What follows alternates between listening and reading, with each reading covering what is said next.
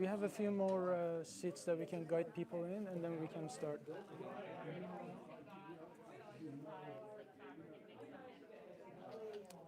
Do you have internet? Yeah, just not too much battery. Why? Just not what? Just not too much battery. And if you can like put this maybe even here, like we want to stand. I won't get people in it if I do that. Right, just because we're gonna stand here because of Mike's back, but we can also stand in this corner, I guess. Because that corner I can get people. Yeah, okay. We can decide if it doesn't disturb.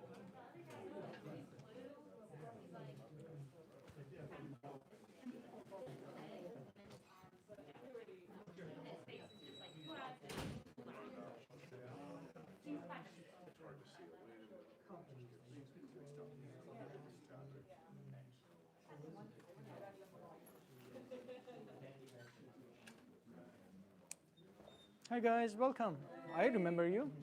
Yeah, there should be 2 seats in. Oh, you'll be very close to me, so it's not bad. Oh yeah. In the back.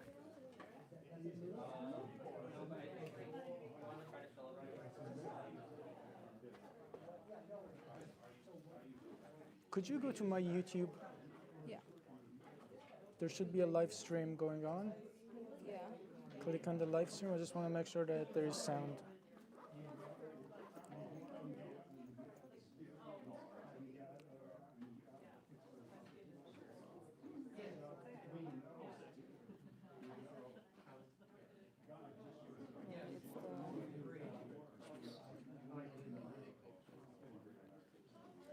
It's going to be very slow. Just increase the volume. Hi, how's it going? Hey. Hi, how's it going? Nice to see you. Yeah, good to see you. How are you? Yeah. Please help yourself. There are 2 seats actually. Are you standing? Is there a back here? So we're good? Okay. There are 2 seats. Okay. No one probably will sit. Thank you. Awesome. Yeah, I know. Go find some more. Testing. Can you increase the audio? Perfect. No, these are all available. Oh, okay.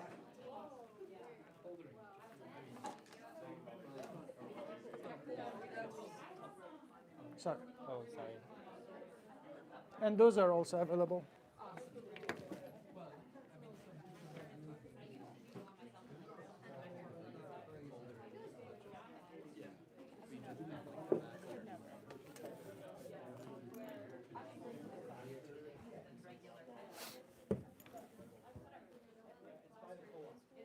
Hi, how's it going?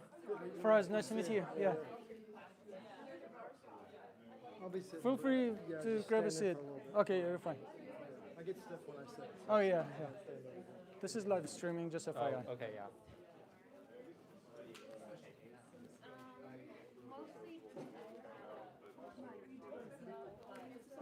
Is the file on this? Yes.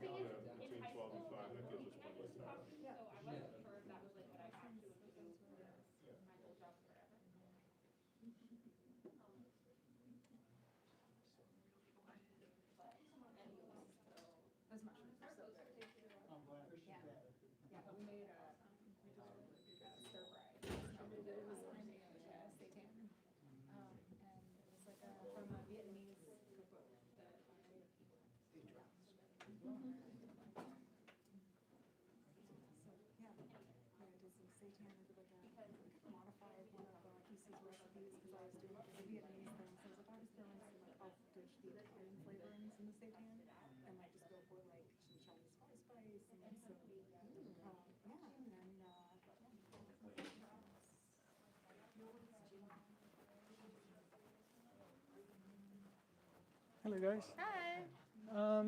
Those seats are actually available. Oh, they are? Yeah.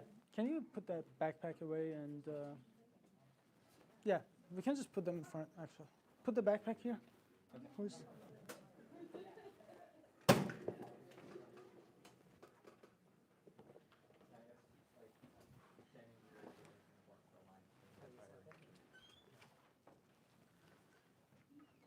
There you go. Come on in. Can you go grab a few more chairs from the next room? Sure, there's one more. Yeah.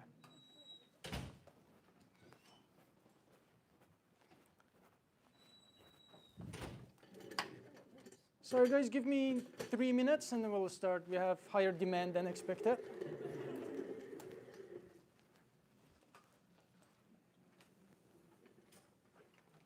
Oh, thank you for being kind.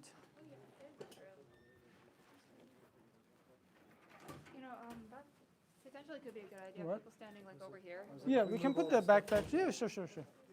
Thanks for suggesting that. That idea very much. You put the stuff.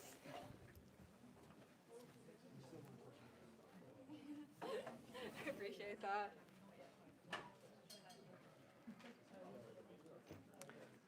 Do you think most people have internet access here? Because the internet is very shitty. Because there's a QR code for people to sign. If that's not going to work, then we should probably just collect the signatures. It can be very dirty. It can be just like a letter size. We just handwrite. We get their signatures. Yeah. First name, last name, signature. Are you a student? That might be safer because I think like this people who are from CMU can like access the like internet. You think they can? But like people who aren't may not be able to. We mostly need students anyways. Okay. We can like maybe because like they should be able to, but they might have to like log in or something. Okay. Yeah. So we can like ask them maybe. So yeah, I think we should be fine. We have. There's a free chair there, right? One chair. Okay. Do you want to sit? Okay. If you do me a favor, there is one that no one's going to sit there. Thank you. You're a hero for animals. So I think we get one more chair and we should be fine. One or two. And if you take keep an eye on the live stream so people don't block it. Okay. Fantastic.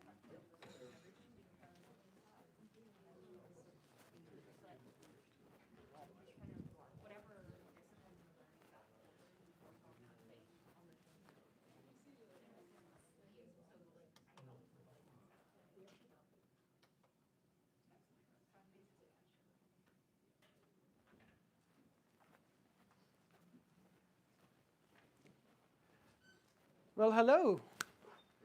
What a turnout. So I appreciate all of you for giving 1 hour of your precious life to me. So I hope you enjoy this presentation. If you don't like it, please come and punch me in the face at the end. It will get better progressively towards the end. And the free food is not a scam. There will be free food. Elaine, I guess you have a better idea of how many people are attending. So there should be enough food, Yes, right? there will be, yeah. Okay, there will be free food. It's not a scam. All right. My name is Dr. Faraz Harsini, and I'm the CEO and founder of Allied Scholars for Animal Protection, or ASAP. What it is, it's the largest nonprofit that promotes animal protection, specifically in universities. And why? Because I think that students are open-minded, young, and will be the only hope to change the world for animals and for this planet. So I'll start with a quick disclaimer that I'm not a politician, I'm not a salesperson, I'm not here to sell you any ideas. I'm not even a public speaker. I'm shy and introvert, and every time I stand in front of people, part of me dies. I will try not to have eye contact with you, but if I do, know that I'm trying. All right. But the thing is, I am shy, but I really think that this is one of the most urgent moral issues of our time that we need to talk about. And you may have seen this poster that said the best speech ever. It's not because I'm the best speaker. I think it's because the topic that I'm going to discuss, I think it's the biggest moral and legal blind spot today.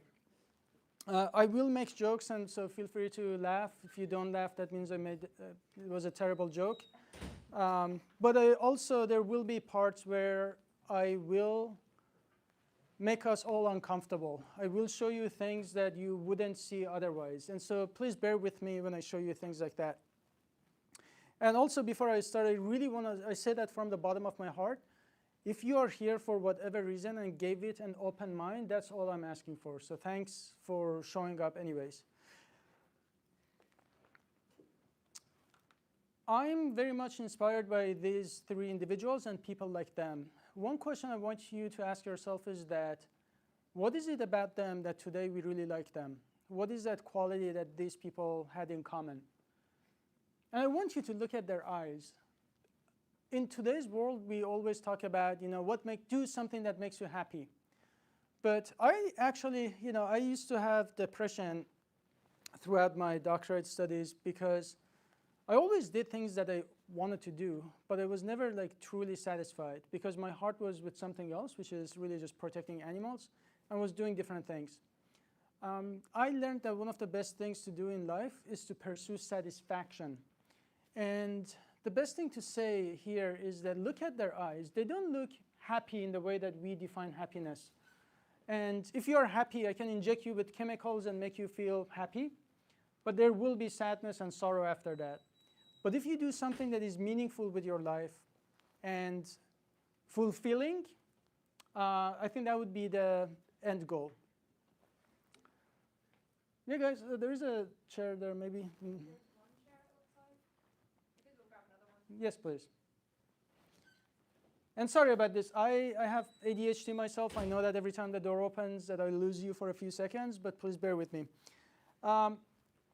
I want you to also think about these people and understand that what they did at their time, it wasn't easy.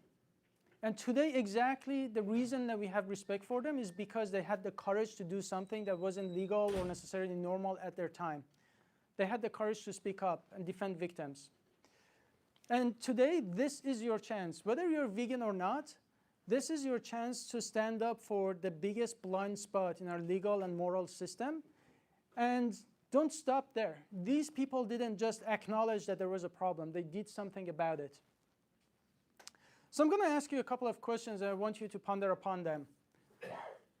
One, do you think oppression, injustice, slavery, do you think these are limited to humans? Do you think it's possible to enslave members of other species?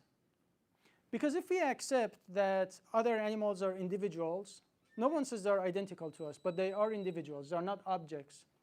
And if you go to farms, you're going to find a bunch of enslaved animals in captivity.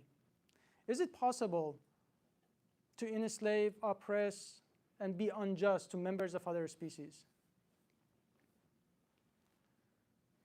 I want you to ask yourself this. A lot of us, if we ask in the society, if I go around the campus and I ask people, most people say they love animals. What do we mean by loving animals? Do we mean we just love, cute and fuzzy animals like cats and dogs, or do we mean that animals fundamentally deserve a moral value and respect? I think it's really just the second, right, the latter. And if that's true, how come we say we love animals, we respect them, and then we pay for them to be slaughtered, we steal their milk, eggs, etc.? Is it truly possible to have animal products and exploit them and respect them at the same time? How did we choose which animals to eat and which ones to love? And I want you to ask yourself, did you choose that, or did you just happen to grow up in a society that it was chosen for us? I didn't grow up vegan. I grew up eating meat, eggs, dairy, right? I didn't choose to eat animals. It was just how the society conditioned me. Indeed, people around me, my parents, for example, they just said I needed meat to be healthy. I'm a doctor today. I know that's not how it works. And I'm not going to judge my mom or anyone else for not knowing and not doing better, right? The real question is, the second we know, what are we going to do about it?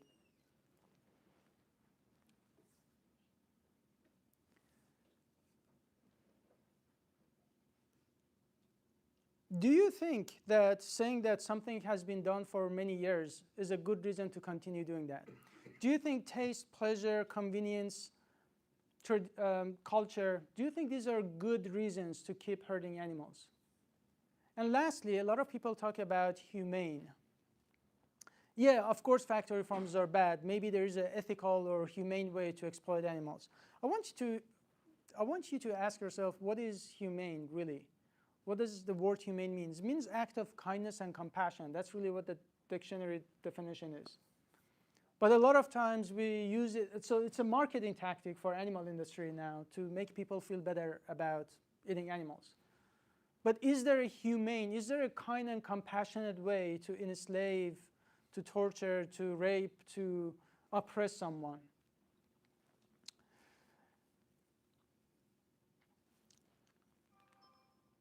So you probably know or have seen on the posters that I'm from Iran. And this is what my home city looks like right now. And my mom is still there. And last night she called. The call lasted for about like a minute. And it got just dropped, right? So there was no internet, so she had to call like with direct line. And then the call got dropped after a minute and 2 seconds.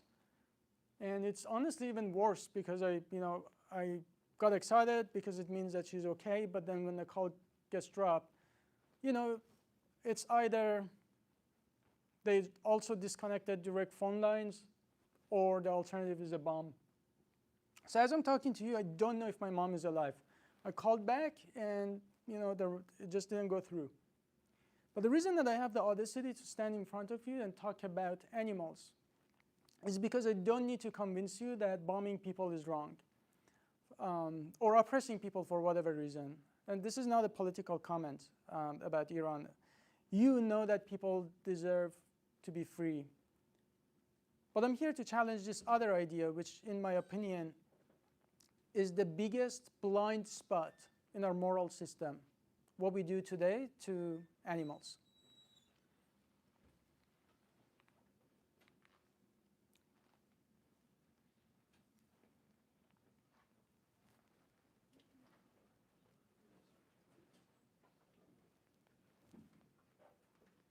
Maybe we can get like 2 or 3 more seats. Oh, this is I think free too.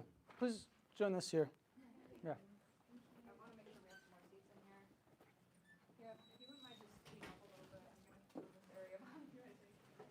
Thank you guys.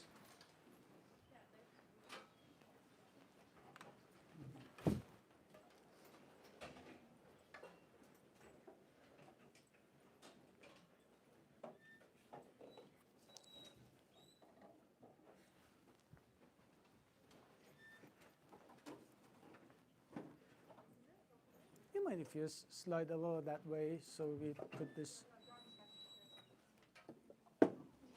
Thank you.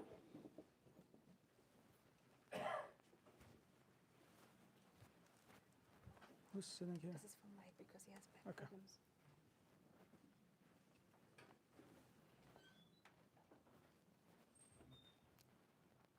All right, we got 3 more chairs and I think we'll be fine after that. I'll just wait for that so we don't get distracted.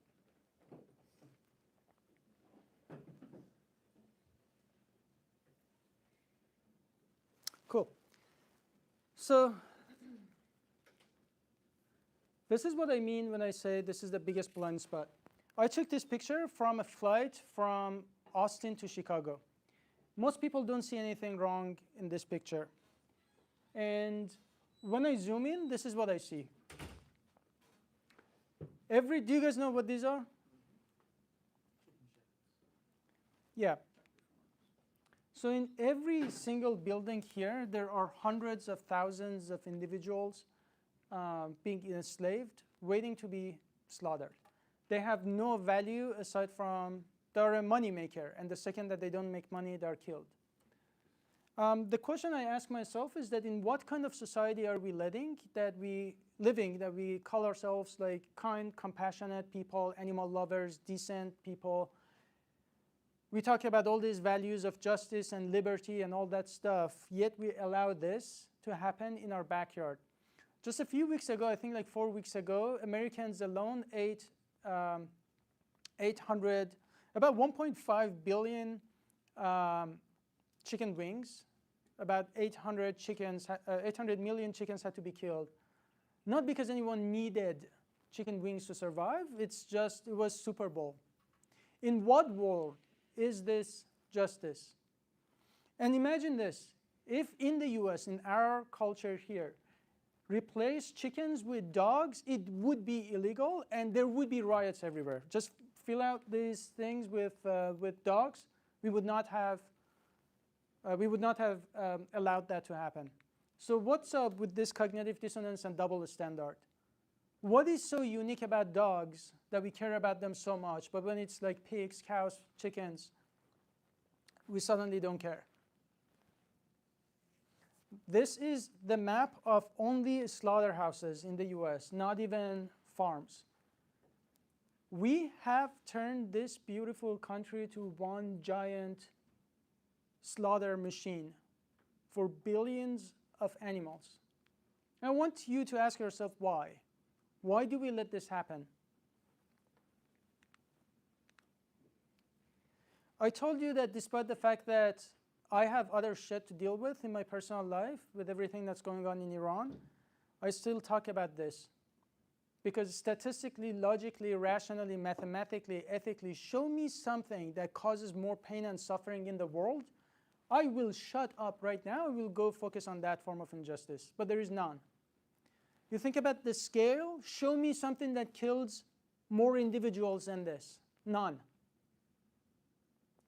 Think about the depth of oppression. It's not just forcing someone to do something. It's literally torturing these animals to death.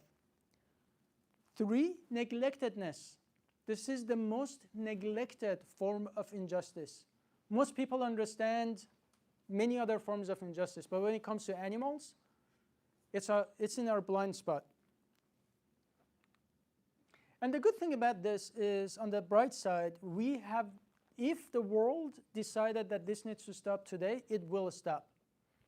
And we are all a part of it, and every single one of us gets to make a big impact here. Okay, so this is me day one, looked like a potato. This is Tehran, and this is Tehran International Airport. This picture is from about 15 years ago, and this is the last picture I have with my mom. I just graduated from college. I was on my way to come to the US. I knew that when I come to the US, I can hardly go back, but then I crossed every bridge that I shouldn't have. I literally nuked bridges behind my back. I have 4 separate reasons that I can't go back to Iran or I get executed. I will tell you about some of them.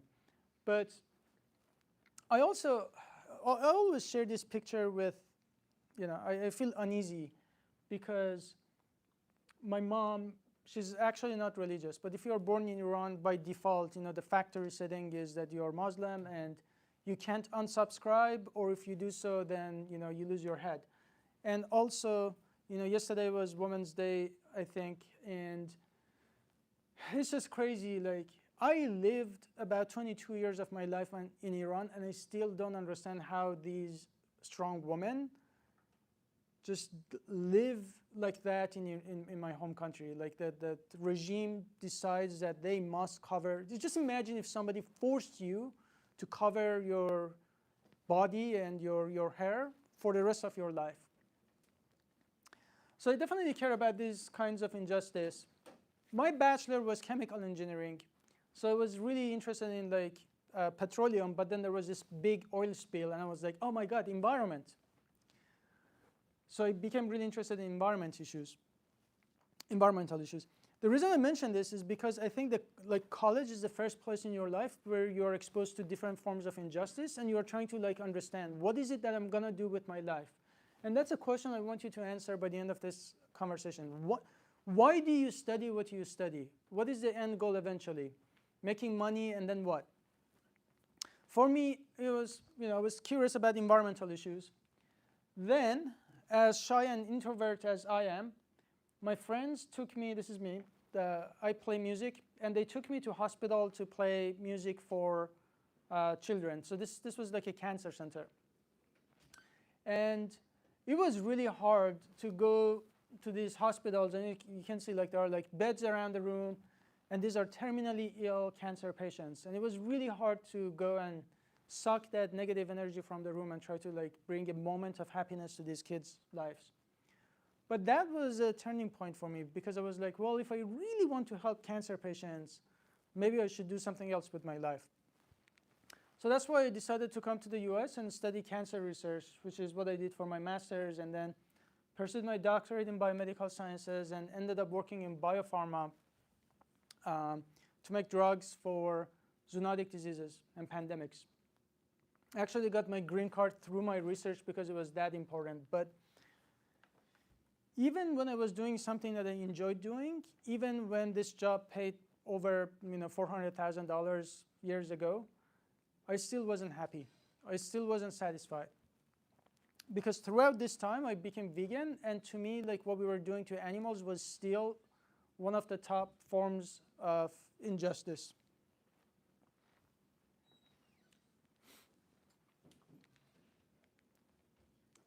So this is my undergraduate campus. This is University of Tehran. And you see a lot of like happy animals here. Sorry, happy students here, because it's a stock image. That was a joke, maybe a bad one. Sometimes it looks like this, including right now, because there are a lot of protests. And perhaps the reason that I come back to universities to give these lectures is because I think that every time revolutions start, it's from universities. So in this particular day, we were protesting just for basic human rights in one of the protests. And as you can see, paramilitary forces was over here. You can see them. They were tossing like tear gas. I want to tell you about this.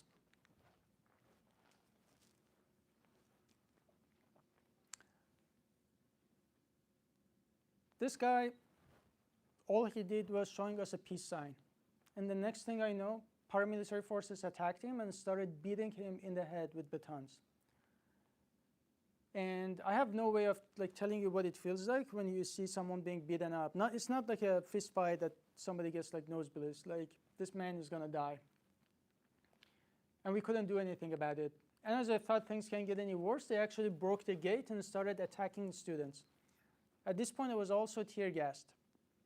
So all I saw was a guy who appeared in front of me with a machete, and he basically said, "Motherfucker, wait." And I froze for like a good 3 seconds, which feels forever, and then I started running for my life. And with batons, like, you get bruises, but with a machete, you don't get bruises. So I was just like imagining myself with my guts open. I'm also gay, and if you know anything about Iran, homosexuality is also punishable by death. But it's about this time that I had this very difficult conversation. And I 100% acknowledge the conversation we are having today is a difficult one. I had to have it. 15 years ago, one of my friends said, "Faraz, you care about all these kinds of injustice, and you're even trying to rescue animals, but then you eat them." And she refused to help me. Iranians are very nice. In our culture, we never say no. When I asked her to help me rescue some animals, she refused, straight up. And I was butthurt. I hated my friend for 3 months. And then I was like, God damn it, she has a point. So I became more and more uncomfortable with the idea of eating animals when I didn't need to. I was like, she has a point. That's what I mean when I say what we do to animals is in our blind spot. I was a part of all these human rights protests. At the time I lived in Germany, my favorite food was Bratwurst. And even when I knew about what happens to animals, it took me 3 months to change. And today, when I look back at myself, that's the lowest I've ever been as a human in my life. Because if you don't know, you don't know. I can't judge anyone for not knowing. But when I knew and I still didn't do the right thing, that's my biggest regret. I was against hanging gay people for who they are, but I happily paid for chickens to be hanged upside down. And I talked about all these human rights and women's rights issues, and I hated when I saw my mom who had to like be forced to wear hijab and not having pretty much any rights. But at the same time, I consumed dairy. Not, obviously, like unintentionally, not knowing what I was actually supporting. But sorry to break it to you, but there is no industry that is as abusive as dairy is to females of other species. The entire dairy industry is fundamentally based on exploiting reproductive system of organs of cows. And you have to ask yourself, like males like me, we don't produce breast milk, we are always killed. Males don't produce eggs, so they're always killed in the egg industry. Questions we don't ask. So can we truly be pro-justice if we intentionally pay for this? Not because we have to, for ice cream, for cheese, right? What is happening to humanity? And these are not isolated cases. These are standard practice, even in small grass-fed organic farms. When I was a kid, I had a chicken. His name was Happy, and Happy was actually the first English word that I learned. Happy grew up to become this big rooster, and he was loud, so we had to give him to my grandma. And I loved to go to her house and open the door, and Happy jumped at me. We cuddled. He was just my best friend. I'm also the only child, so really at that time, he was my best friend. And my poor grandma, she always thought like I was so excited to visit her so often. But it was, I just wanted to hang out with Happy. And then one day I go there and I open the door and there is like no sign of Happy. And then I got really concerned. I asked around and she said, sorry for us, the door was left open and he ran away. And you know, I cried. I was so worried that he gets hit by a car. But most importantly, it was like, he loved me. Why would he run away? And it was until like 10 years later when my mom accidentally said that the chicken soup I had that night. And to date, I have a hard time forgiving my grandma. I feel like she betrayed my trust, she lied to me, and she killed my best friend and fed him to me. But I don't think I have any rights to be mad at her because that day I actually knew I had chicken. Like I remember the goddamn chicken bones in the soup I was eating. But I didn't care because I didn't know it was Happy. But you get the point, that cognitive dissonance. Why would it matter whether it's Happy or not?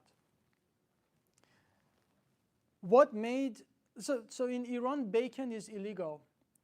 But since we weren't religious, my mom used to get bacon from Christians and smuggle bacon home. And so for me, not only it was delicious, but it was also like very festive and rare to get.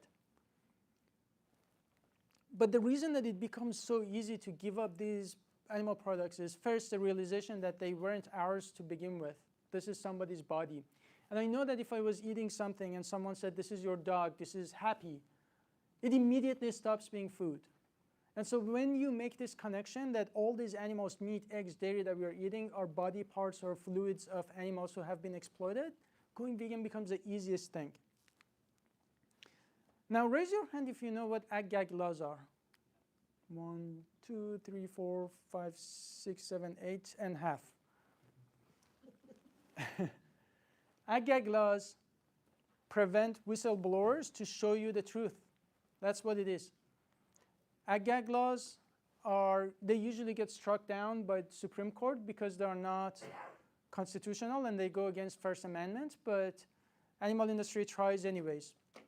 Basically, if eating bacon is so easy because you don't have to hear what happens to animals and you don't have to see them.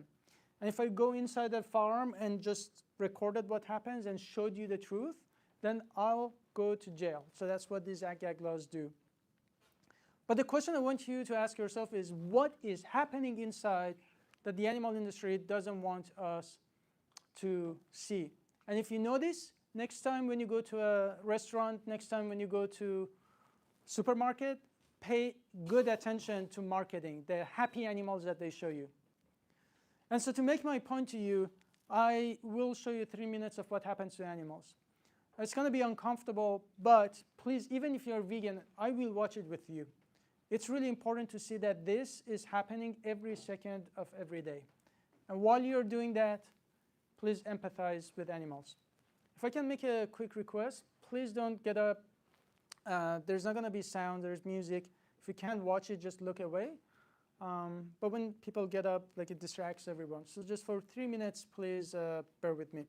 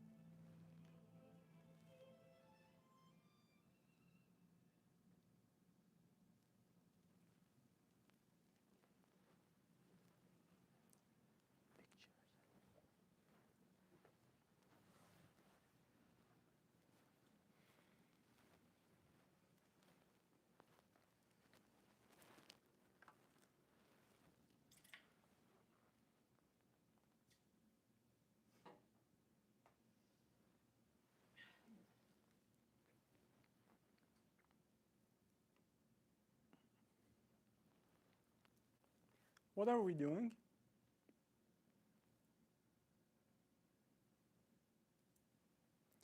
You probably don't need me to tell you that this is wrong. You probably already know that.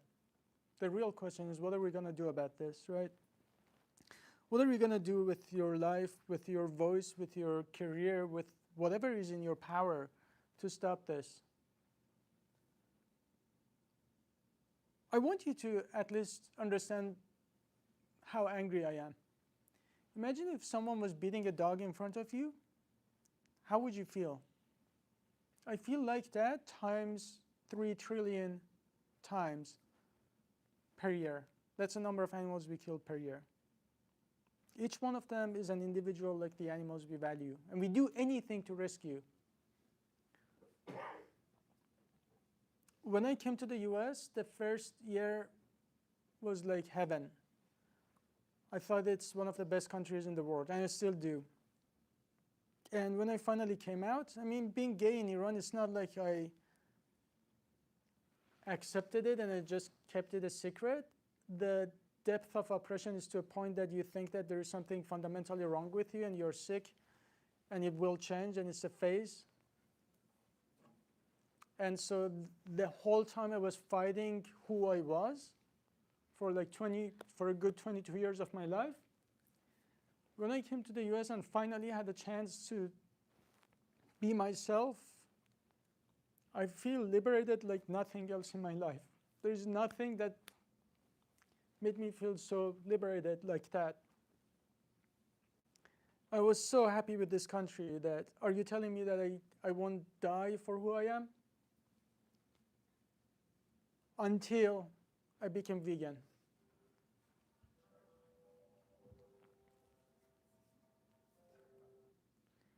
And now this beautiful country has turned into one giant slaughterhouse and concentration camp in my mind.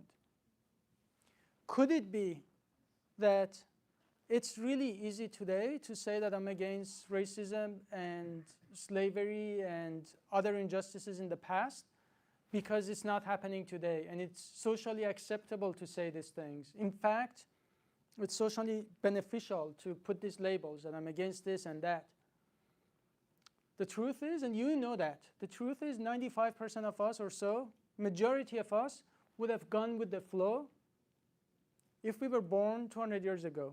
If your friends, your family, your doctors, your professors, everyone had slaves, you would have gone with it. Most of us would have. It's not easy to be conditioned to look at certain humans differently. The people I showed you, MLK, Gandhi, or Rosa Parks, we liked them indeed because they had the wisdom to look at this and understand that there was something wrong when no one else did.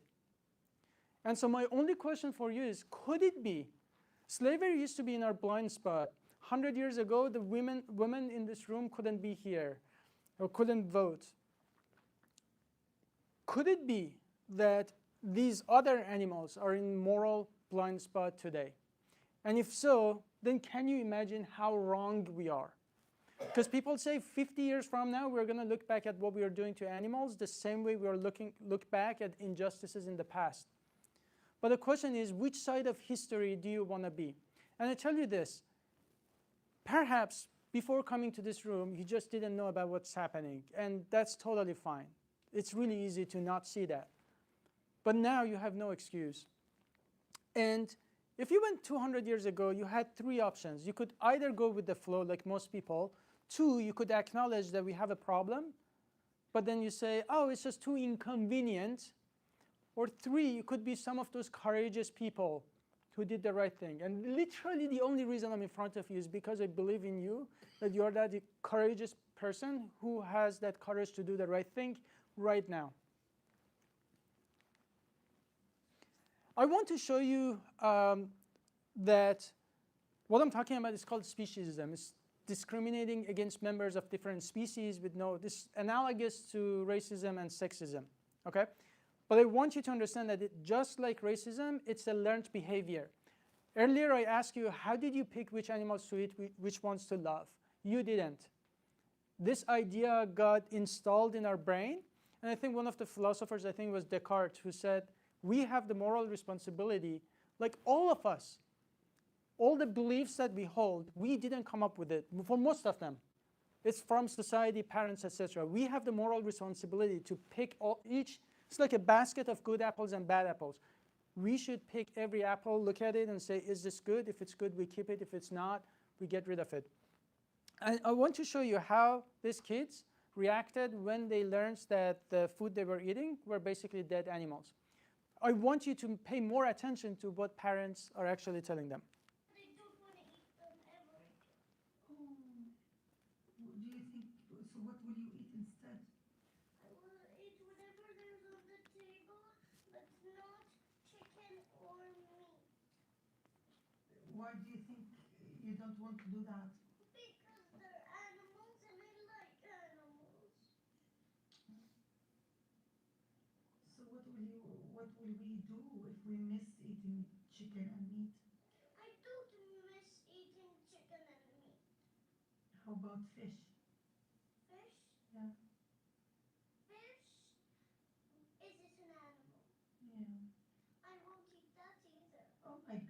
I won't eat animals. Okay. Why do you feel sorry for animals?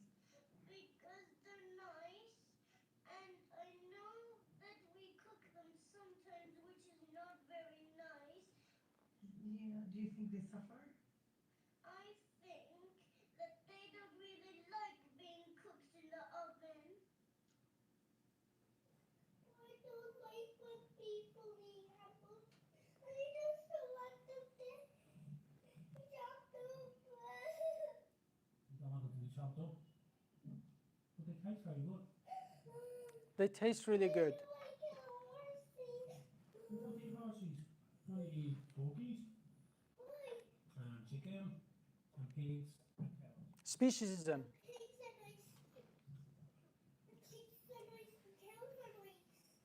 should eat them, should we not? Farmers. That's their job. That's how they make a living. That's how they make money. Because they taste good. And they have protein. Protein, they're good for you. Things I was told as a kid. Oh, sorry.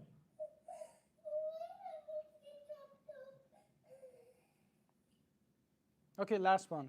And I won't make you eat the food because I don't want to argue with you. Would you like if someone ate you? No, I wouldn't. Well, then why should I eat this poor harmless animal?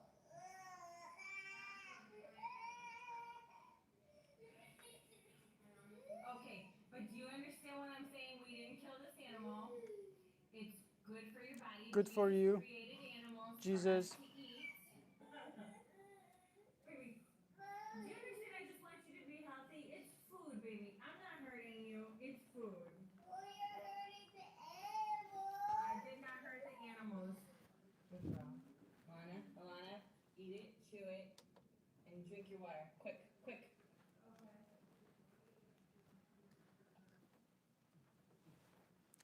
Yeah, to be honest, I don't even like kids. but you know, I show you this because it's like it doesn't take a 1-hour lecture to know that we shouldn't harm animals, and kids already know that. We just get told these things.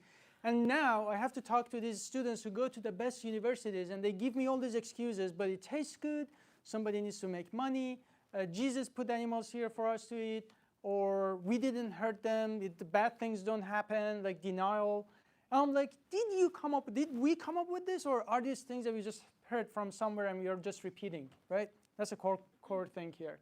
And also, that first girl, I just love it. Now I talk to people about not eating meat, and they're like, what about fish? I was like, God damn it. It's like a 6-year-old understands. It says, like, fish are animals. Like, I don't have a Bible that says, eat this, don't eat that. It's like, does this thing have a central nervous system, a brain to perceive pain and suffering? If so, and I have a way of living without causing extra pain, why not?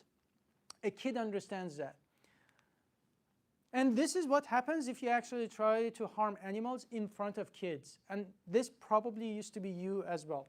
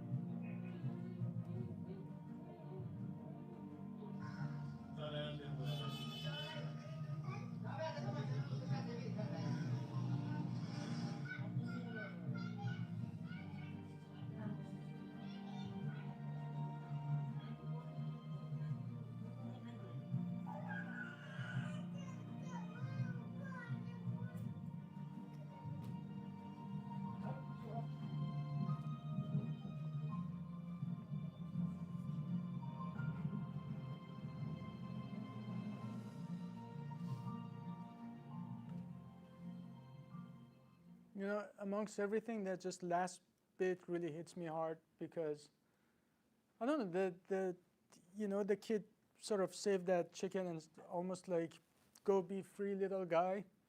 I really wish I had that chance when my grandma was killing happy. But the good news is that we do get that chance every single time we choose what to eat on the menu. Why is it so easy to eat animal products? I told you about it. Every single animal products, they put happy cows on it. Do you really think in the heart of your heart, dairy cows are happy when they're being like raped 7 times and each time they have their baby separated? It amazes me that 95% of students in top universities that I talk to don't know that male chickens, all of them, no matter whether it's cage-free, organic, pasture-raised, males don't lay eggs. They're always killed. They actually get, as you saw in the footage, they go into a grinder alive. So that's why when every time I see this like cookie and I know that it has eggs in it, to me it's, do I have that part of me that wants that cookie? Of course I do. I'm a person, I'm a human, right? But then there is other part of me that knows it's almost like pushing a food processor with a live chicken in it. Will I do that? If not, then I have the moral obligation to reject it. And you saw that for all the male calves have to be killed, that's veal, and females are always separated. It's very simple. If you have milk, that just means the baby isn't.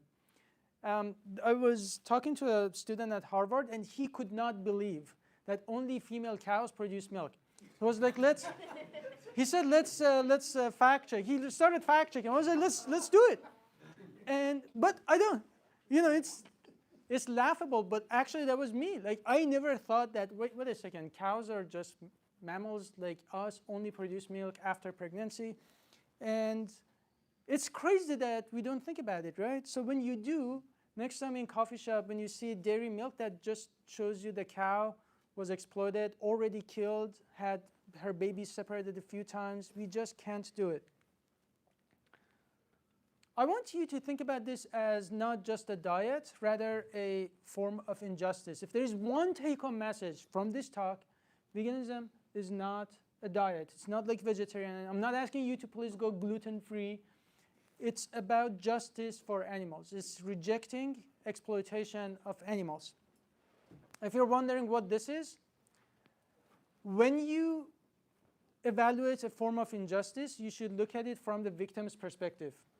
If I was beating a dog, what would you do? You probably try to stop me. What if I said, well, you're right, maybe I take baby steps. No beating Mondays, like beatless Mondays, like meatless Mondays. You're like, no, are you crazy? So if it's not good for any other form of injustice, it's not good for other animals. Just know every time you have meat, eggs, dairy, somebody still has to die and be exploited. So I'm going to shift gears. Actually, turns out being on a plant-based diet is better for your health. How is that? What is number 1 cause of death? Yes. Heart disease, and then you have cancer and you have diabetes. These, for the most part, are lifestyle diseases. They're preventable. And as someone who did a lot of biomedical research, the other question for me was, if I actually want to help people, one of the best things to do is to promote plant-based diet, because that reduces top causes of death. This is not a vegan organization. This is World Health Organization and UK Cancer Research. This is American Institute for Cancer Research. Find me one cancer institute in the world that says, please eat more meat to reduce the risk of cancer. You can't. They all say reduce as much as possible. It's actually in the same group as like alcohol and sugary drink. And is it only red meat? Actually, no. Any kind of meat, when you heat it up, you produce more carcinogens. But I don't even have to convince you that by being plant-based diet, you reduce the risk of certain diseases. As soon as you establish that it is possible to be on a plant-based diet and be healthy, that's where I lay my case.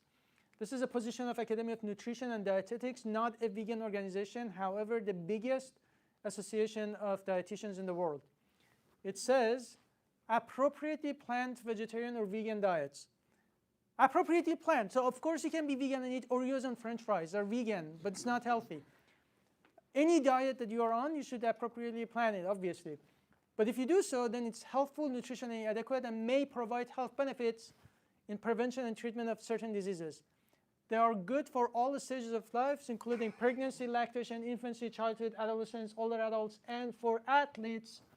And on top of that, they are environmentally sustainable, more environmentally sustainable, and they reduce the risk of heart disease, type 2 diabetes, hypertension, certain types of cancer, and obesity. Obviously, it doesn't mean that vegans don't get cancer, but you significantly reduce the risk of definitely heart disease, which is #1 cause of death. And I know people are worried about proteins, so let me just explain this. We hear complete proteins all the time. From students, who can explain what complete proteins mean? They are like a class of amino acids that the body can't synthesize, so complete protein contains all of those. So does that mean if it's not complete, it lacks those amino acids? I think this makes it match. Exactly. So the idea of complete protein suggests that plants lack certain amino acids. That's not the case. All plants have all amino acids. Complete protein, it just means that if you were going to eat only one food, like only ate meat, you get all the proteins or all the amino acids in the right amounts. But it turns out soy is actually complete protein, so there's that. Soy and several other protein sources from plants are complete. But I want you to also notice this. Sorry if the angle is a little weird, but each color is, how many amino acids are there? Total amino acids, how many? I think 20. 20. How many are essential? 9. There we go. What do you study? Chemical engineering. That was my bachelor. Nice. Nice job for chemical engineering. Well, I was waiting for a chance. Okay, great. So these are the 9 essential amino acids, but these are the whole 20. Each color is a different one. Up here you have animal products, here you have plant-based foods, and you can see all amino acids exist in all groups, all foods. The only thing that is different is the ratio, the size of it.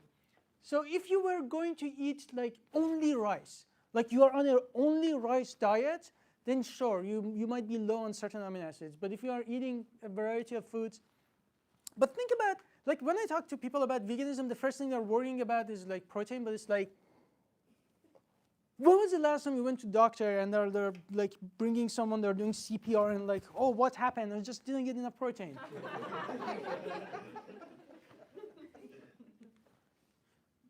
When you think about antibiotic resistance, it's one of the top threats to human life. What percentage of antibiotics do we give to farm animals? Somebody knows here. 70% to 80% globally of the entire antibiotics that we produce in biopharma, which is medically relevant to humans, we are giving it to actually farm animals. It's a driver of antibiotic resistance. Animal farms produce these lagoons that usually get overflooded and they cause eutrophication, they poison the water, many issues with that. People tell me, like, if the world went vegan, how are we going to feed the world? It's like extra reason to be on a plant-based diet. Why? This is the entire agricultural land. We take 80% of the entire agricultural land. Instead of feeding the world directly with that, we actually use that for meat and dairy production. 80%. You hope that this feeds most people, right? But no. This produces only 20% of global calories and 37% of global proteins. The rest of it is all the plants. What it means is that we have no way of feeding a growing population. We're going to be 10 billion by 2050. And if we really want to feed people, we have to switch from animal-based foods to plant-based foods. And fun fact, I'll get to it if you want during Q&A, but small farms, local farms, grass-fed, organic, they actually have a higher environmental impact. That's why they are not sustainable. Cheese! That's why vegetarians are vegetarian. Please give it up. Know that it's been years of marketing, like gut milk campaign and paying actors to sell this idea to us. The dairy industry tried for 20 years to convince you that milk was good for you. It's a lie, but they tried anyway. And the sales were going like this. And then they tried got milk, and the sales are going like this. Got milk doesn't even talk about the product. In fact, it focuses on the absence of the product. Yeah, so if I haven't convinced you to give up dairy, please do it for the sake of your face. this is a forest plot of literally like whole milk, any kind of milk, cheese, yogurt. They all increase the risk of acne. So if you don't do it for the animals, do it for your face. And it's like funny how people worry about, like, they say like soy has estrogen, which by the way has phytoestrogen, which does the opposite thing as estrogen. Like, think about it. If it actually gave people like boobs, then the plastic surgeons would be out of business. But it's crazy that we are worried about like phytoestrogens, but then we consume dairy, which literally has like mammalian estrogen. It's meant for a little calf to become a big cow in the course of like a few months. Crazy stuff. All right. What I'm going to show you next is investigation from Fairlife. It's because every time I'm on campus, someone is grabbing some Fairlife. I don't think these are bad people. I just think they've never understood like the cruelty that goes behind it. I'll just show you a few minutes of it, and that's it.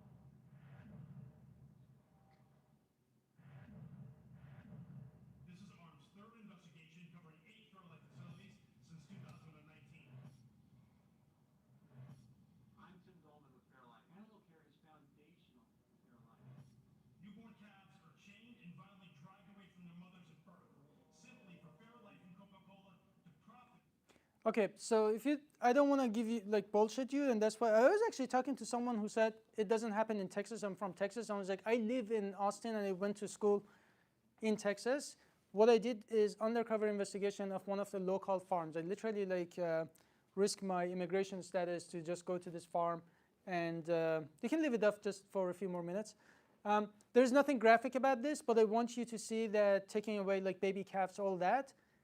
This is a local farm in Texas. I always wanted to pet like one of these cats. Could you show me one of these cats? Oh. Okay. Thanks so much. That's how I get in. I just say, can I like cuddle the cows? And they're like, yeah. And I'm recording with my phone in my pocket. They're from today? Like they were born today? So you separate them from the mom, day one? Day one. So these are female, right? Yeah, all female. What happens to the male ones? I'm talking about men, bulls. No, the bulls. Yeah, what happens to them? They go right away. To the slaughterhouse? Their company, they come in and take it. There's a cat here, by the way. Do they raise them for meat or just kill them for meat? The company do. $800. That guy? Bulls? One. $800. Yes. Yeah, that's a company come they come Monday, Wednesday, I think Friday, 3 days in a week. 3 days. Okay, we can turn on the light. So, as you saw, like the core issue is that these baby calves already are tagged, they already are a commodity and have a price of $800. As you saw, they actually sold their milk as like farm to table, but these are the standard practices even in those farms. Please don't fall for cage-free, pasture-raised. Everything I showed you is the same in all these industries. This is cage-free. Cage-free doesn't mean cruelty-free. It just means that you remove cages. They don't look like, these are marketing. Just think about it, it's basic science. If they value animals a lot, then they can't make profit. That's as simple as that.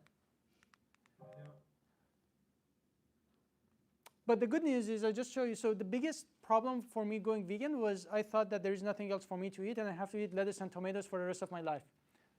When you go to grocery stores, here you have some dairy. Notice Happy Cow, that's what they're showing you. Here you have Fairlife. Literally get anything else, right? It's like almonds, rice, milk, coconut milk, soy milk, and oat milk, right? No one has to separate baby almonds from their moms and like squeeze their teeth to get like almond milk. Oreos, not a health food. I'm not saying it's healthy, eat a lot of Oreos, but you'd be shocked how many foods you're already familiar with are vegan. They're so synthetic, they're actually vegan. People say they don't like, vegan food. I'm like French fries, onion rings, guacamole, pico de gallo. They say it's expensive. No, it's not. When you go to Chipotle, you can get literally just the beans and the rice, get the brown one, and then you get guacamole, pico de gallo, the corn and the sauces and grilled veggies.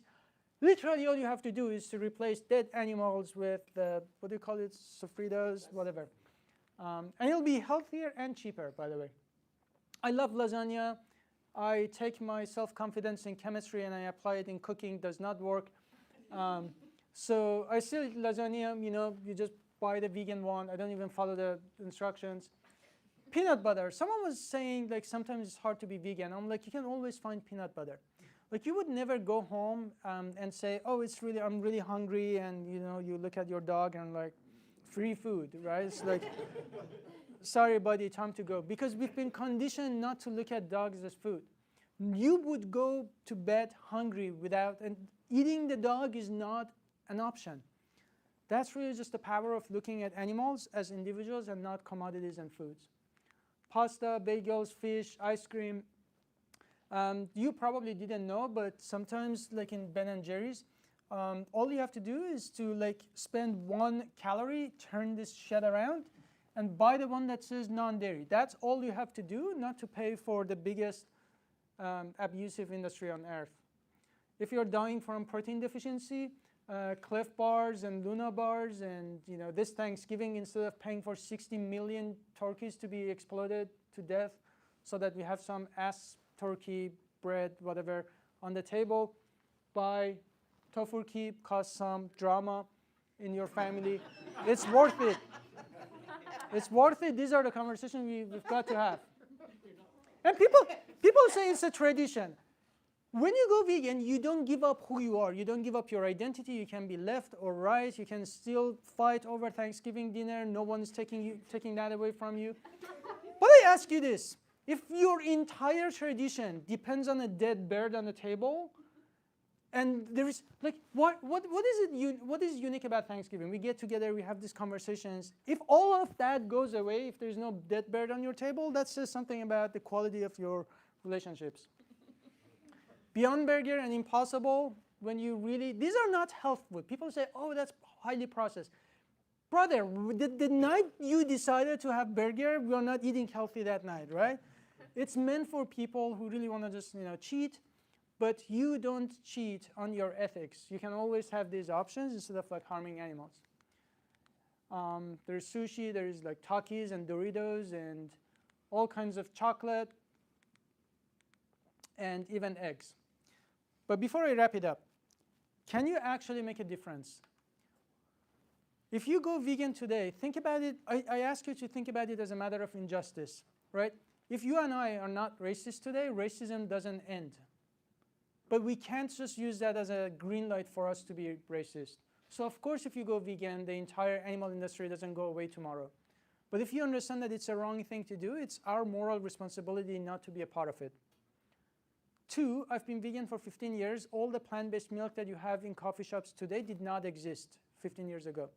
They all exist today because compassionate people like you and me have been taking different choices. And 3rd, can you imagine if Gandhi and MLK and Rosa Parks said that, oh, I'm just one person, I can't make a difference?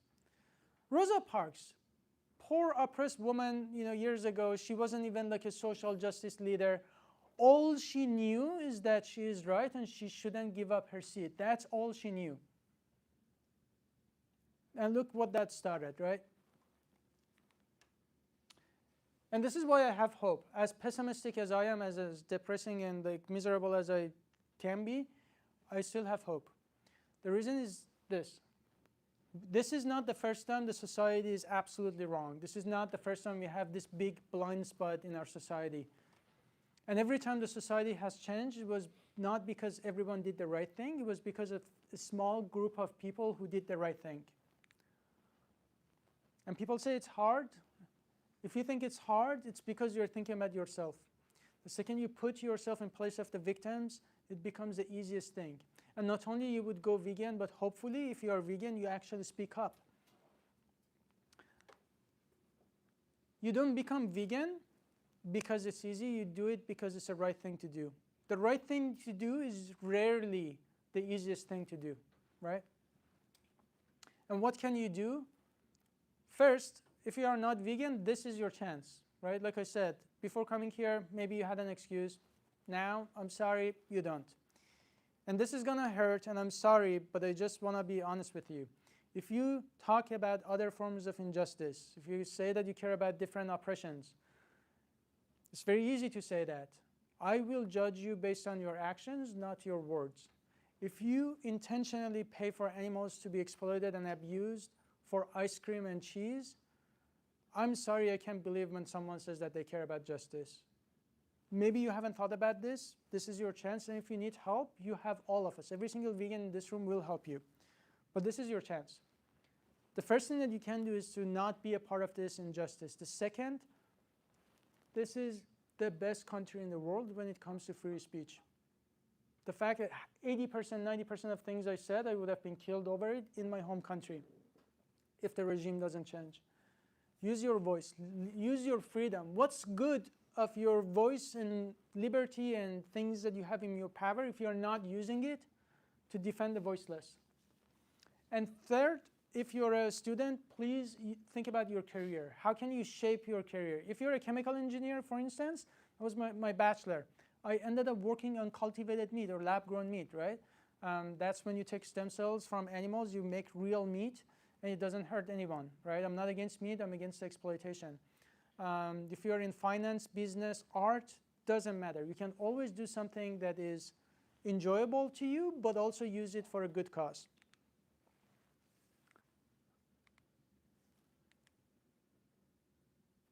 And one of the most important things for career-wise is that do something that if you don't do, no one else would, right? I quit my job in biopharma because I knew that they can just hire another scientist. But I knew that if I don't talk about animal rights, it wouldn't have been spoken about at all. So I'll just bring it back to these guys. This is your chance.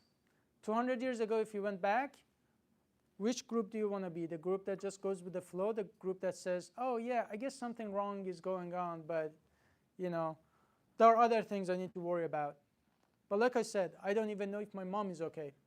But I think that it's still the biggest blind spot of potentially in history. Thinking about them, know that they aren't superhumans. They were people just like you and me. We all have that selfish, greedy prick side of us. We also have that side that's compassionate, courageous, and strong, right? So please use that side to be more like these people. And that's the only way that we can actually change the world. And that's why I say get active. Being vegan alone is not enough. Have the courage to do the right thing when it's not normal. And get worse. If you'd seen what I've seen, you'd be just like me. I'm a prisoner of what I know. I'm a victim of what I've seen. I can't change. I won't change. I will never change. I'm only going to become worse. Truly, if you'd seen what I've seen with my eyes, that's why I can't shut up. And once you see it, it's your job to do something about it. And with that, if there is anything I can personally do to help you, contact me anyway. And we have a club here, Allied Scholars for Animal Protection. If you're a student, please join us and speak up for animals. This is our chance to change the future for animals. So if there's anything I can do, please reach out. I want to truly say how I feel about getting active. During World War II, Nazis were killing lots of Jews, and there were concentration camps and Auschwitz. And a few people managed to escape from Auschwitz, and they told the rest of the world what was happening behind the door. And no one really just listened to them. They are like, there is no way this is happening. And because of that delay, millions of other people died. Imagine you just escaped this prison. That prison today is years of conditioning of looking at animals as commodities and slaves. When you escape that and you know that behind these doors, billions of animals are being killed, then you suddenly have that moral responsibility, just like that prisoner who escaped Auschwitz. Every single person you come to, you want to make them aware of what's happening behind the door. So treat this with utmost seriousness. And I'll just end there. Thank you.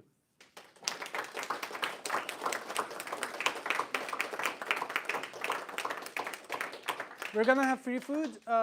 Before that, I answer a few questions. If I can ask you for a quick favor. If you're a student, we're trying to register the club officially, but then they said there is no enough traction for it. But look at this room. If you could just do me a very quick favor and just sign this petition that just says we want this club to be officially registered, I'll be eternally grateful. And then we'll do a quick Q&A. Thank you very much. If the internet is terrible, we'll send it to you later.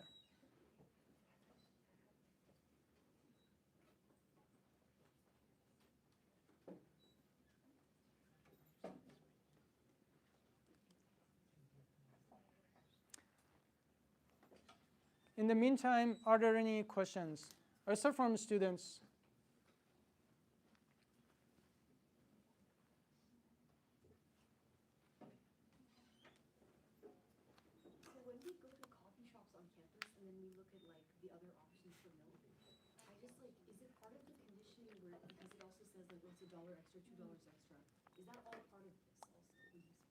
So they upcharge for not plant-based? Raise hell. Okay. Yeah. I feel like this is a very tangible thing that we can do. Yeah. So Starbucks used to charge extra, and people just complained so much that they dropped. Like if Starbucks can drop that extra charge, I think like local businesses can as well. Talk to the manager. I think one of the biggest issues is that most of us, when we don't have an option, we just it was humanely dropped. So that's okay. Most of us, we just don't do anything. We just say, oh, I just don't have an option, right? I went to Columbia University because one of the things with ASAP that we do, we actually work with students to do this kind of things. I went to Columbia University. They have a Jain-friendly dining hall. And I was like, how many Jains do you have? There are like very few. They're just like so loud, right? That's what we need to be. Just be loud. Write reviews, talk to the manager, talk to the owner, and just say, hey, I'm not going to come back here. Every time I go to a restaurant, just if 20 people wrote a review and said, I'm not going to come back until you have this option, you literally can just drastically influence that business. So just do something about it, raise hell, and yeah, just say, I will not come back, and my friends will not come back. Happy to chat with you more about it, but that's a great idea. What other questions do you guys have? I can open it to non-students as well. Yes? How do you overcome, or how exactly do you present the double standard arguments? So, playing devil's advocate, for instance, what if someone draws a line saying that I deem creatures above this level of sentience to be deserving of life, and below that, and just below that, no? To me, I think the characteristic that the animal should have is sentience, so a capacity to feel pain and suffering. And there doesn't necessarily have to be a line. You can think about it as like a spectrum. But I think for me, the question is like, if I can confidently say that this animal is sentient, then that's a good reason not to harm them if you don't have to.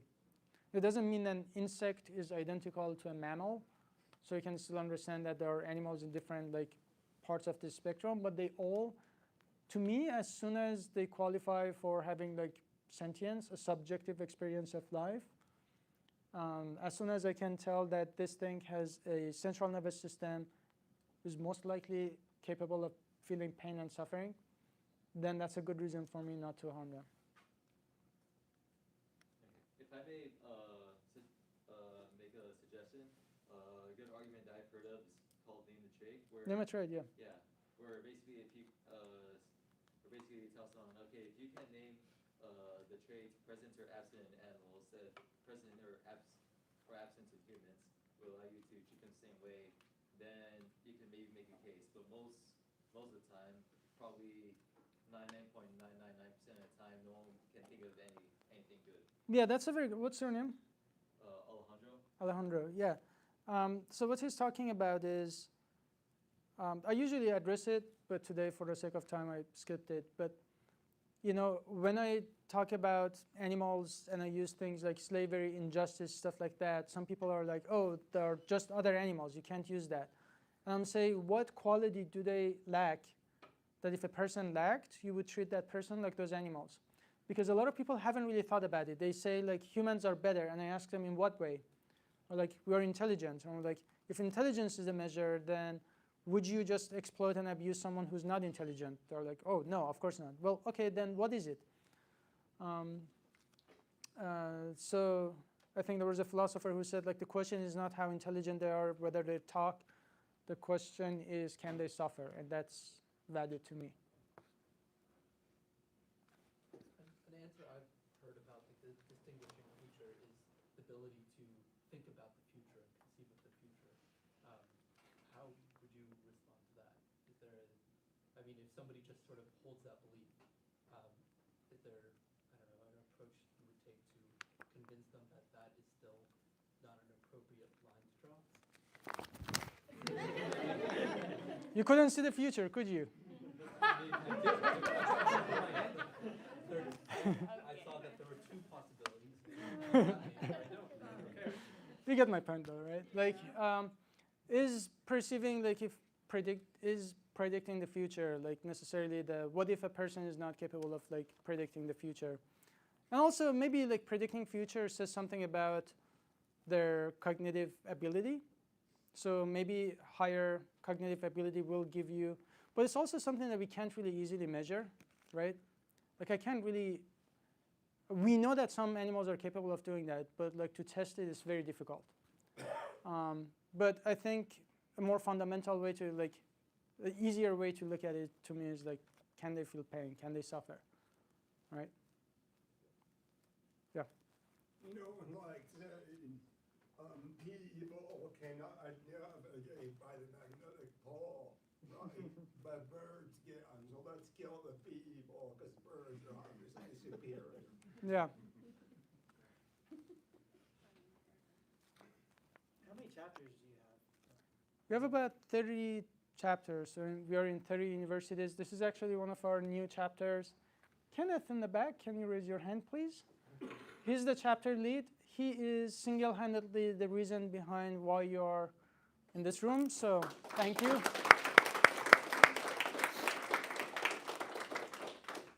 And I'm sorry that I need to, like, disclose this. I hope you don't mind. But he is, just like myself, shy and introvert. I know that about him. I've known him before from University of Wisconsin. He's a great observer. He's a great writer. But today he was just talking to his peers. And I told him that the way he was approaching to the conversation was 10 out of 10. Like, and I know that's not easy. I know that the first time that he had to talk to others was very difficult. And I can't respect someone more than that when I see that they are putting themselves out there to defend the animals, despite the fact that it's not comfortable. So all my respect to you. Yeah.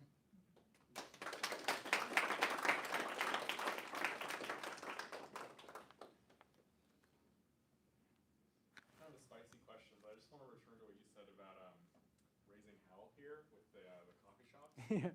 I feel like that's not sustainable. I don't think it's a good strategy. I've been a vegan for like 10, 11 years at this point. You get into a lot of fights and a lot of arguments if you bring it up with people in public, business owners, even your family. I mean, in my case, and also many other people I know Sure. I've talked about this with. Yeah, it's very, very unpleasant. And at some point I just thought to myself, like, what am I accomplishing by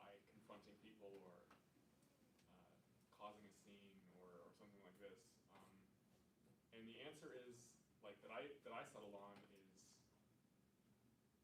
in some sense, I would rather they act differently, but I'm powerless to affect them on a fundamental level. My hands are clean. I'm not contributing. So I guess it confuses me when you say to give them hell, because obviously No, I didn't say give them hell. I said raise hell. And let me explain myself. Okay. Raising hell doesn't mean that I didn't mean like cause drama, like to make a scene. That's not what I mean. I meant that, for instance, if I go to a dining hall and I always like get the main chef. Like if you go to the dining hall, you can ask for the main chef. They love to make sure that you're satisfied with the food. And you say, hey, fantastic food. I just see that like non-vegans get a lot of options. There's just nothing. There's literally baked tofu for me to eat. It doesn't seem appetizing. Who can I talk to? And then you talk to their boss, and then you get petitions. So it can come in many forms. In businesses, you can always write Google reviews. And Google reviews don't have to be bad. In fact, I don't write angry reviews that I came here, I hated everything. I say the environment was fantastic, staff was very kind, but I won't come back here because you didn't have enough options for me. And I will come back as soon as you fix this, so they know that it's not like personal. But if 20 people wrote a bad review that way, you will impact their business model, like literally. And I'm sorry that you had bad experience, but I think I have an idea why. Talking to friends and family is expert like vegan activism, and I don't recommend until like you're very comfortable. Why? When you have a relationship with someone, it's really hard. Like with parents don't have kids so that they can learn from their kids. That's not why they have kids. Sometimes you get parents who are very open-minded and they listen to their kids. Most animal rights activists don't have vegan parents still. Believe me, we are still working on them. It just doesn't happen. But with strangers, it's only a matter of time. Indeed, confronting people, you can absolutely cause the defense wall to go up and have an unproductive conversation, or you can absolutely have a productive conversation today. And I have both kinds today. And I said the same thing, by the way. I said the same thing to different people, and some people were very open. And the way I think about it, it's only a matter of numbers. If you talk to 100 strangers, 10 of them will listen to you. 10 or 20 might argue with you, but then they will change later. Most people, how many people are vegan in this room? Holy shit. So keep your hand up if you became vegan the first time you heard about it. One. Thanks for ruining my experiment. But the idea is that most of us didn't become vegan the first time we had that conversation, right? So it took, like, so you can't expect someone that you talk to them and then they immediately change. That's okay. But I think about it this way. I wished someone came to me and told me about this sooner. Now you and I get to be that person for someone else. I think it's the most kind and it's the kindest and most compassionate thing. If I was smoking, I hope that you as my friend to come to me and say, hey man, do you know it's not good for you, right? Or I wouldn't. I have friends who smoke and I wouldn't because, I don't know, we all know what happens when you smoke, right? At least in this country. Yeah, I'm saying like, maybe they don't know in this case though, right? Actually the difference is that most people don't even know what happens to eggs and dairy industries. They're shocked when they learn, right? Most people don't have to look at the footage. There are also other ways to work around family and friends, and I just mentioned that because it might be helpful for others. For instance, I recommend people to use their birthdays and other days that people are going to be nice to you, or they have to be nice to you. Abuse those opportunities, right? So for instance, you say, for my birthday, can we go to a vegan restaurant? And most decent people say yes. I had people who sat their parents and friends to watch Dominion with them for their birthday. They said, I don't want gifts, I don't want anything. I want you to understand why I'm vegan. Would you watch this with me? And so friends, by the way, like family members, you don't choose them. But if your friends are such a dick that they're not gonna like be that flexible with you, man, my friend, you need better friends. I'll be one. Find new friends in this crowd, all right? Yeah. I just wanted to touch base because you brought up the Starbucks campaign, and I know we're talking about the dairy milk here. So something we did with the Starbucks, I worked on it. I work at and we did sit-ins with posters. So people would sit in a coffee shop, work there because that's what they were going to do anyways, and would have posters stuck to the back of their some information for others to know and bring awareness to the issue. So it really doesn't need to be something, like if you're uncomfortable speaking to others, you can literally have a sign informing others and maybe they will raise their voice. So I think that is great. And then one campaign leads to another. So like since Starbucks dropped their upcharge, like Dunkin' did, Dutch Bros, and more. And then the other thing I've been doing recently, yes, part of my job, but I would have done it even if it wasn't, is I've been reaching out to restaurants in different towns where we are currently driving a pig truck, which is basically this truck that looks like the pig slaughter truck, and we're going to different restaurants that serve pork products. And before we go, about a week before, I email these restaurants letting them know we're going to be bringing it to their restaurant unless they add vegan options. And I probably email about 20 restaurants in a place and get 1 response or 0 responses, but we've so far added 2 vegan options in 2 restaurants in like Altoona, PA, and another one is in Buffalo, New York. So it's like these actions do matter, even if it is like small things. There are those victories, and we should, like Dr. Faraz said, there used to not be even vegan milks available in places. So thanks to speaking up, things are changing. And even if sometimes it feels overwhelming, when we know that 3 trillion animals are killed every year, we're making a difference. And that's why we are here. So if you want to take action, we'll help you and coach you. Sorry, Elaine. So that's Elaine. Hi, Elaine. She's also shy. She was the chapter lead at the University of Arizona, and when she was a student, she and her friend, 2 people, pushed the university so much until they like opened a fully plant-based vegan vegetarian. In life, you never get what you want, but still, it's like a fully vegan vegetarian dining hall. 2 people, it took 2 students. It wasn't easy. They kept pushing, they kept collecting signatures, but I've seen so many examples of a few individuals making big impacts that is like crazy how much you can do. Any other questions? Yes? That's not really a question, but I have lots of friends and family that won't go vegan, but they still tell me like, oh, I bought the Beyond Yeah. burgers. And so you can affect their behavior a little bit. Yeah, absolutely. They'll keep dairy milk or non-dairy milk on hand. For sure. That's all? All right. Thank you very much, guys. Where are we serving the food? We could have it in here. It'd be a little bit tricky because of the seats, but I feel We like can put the seats maybe like in one corner. That's very good. Okay. Thank you so much. If you can please just remain seated so it's not like absolute chaos for 3 minutes, so they can like move the chairs and bring in the pizza.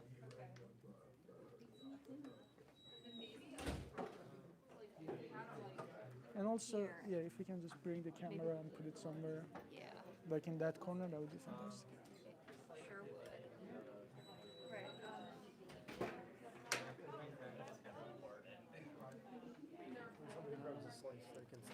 Okay.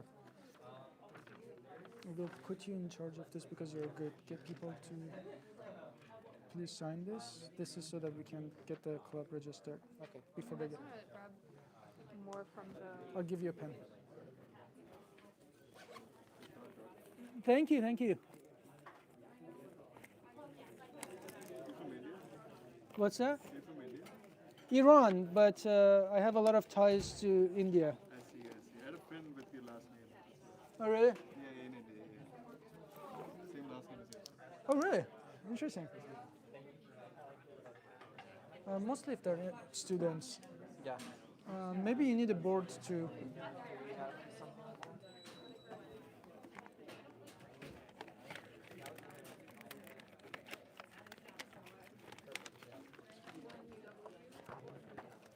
Go.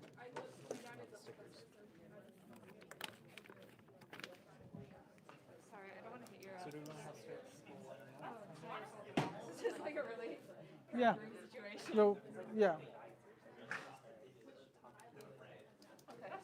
That's the same QR code, but the QR code, the internet is wishy-washy, and just say if you're a student, please just help us get it registered.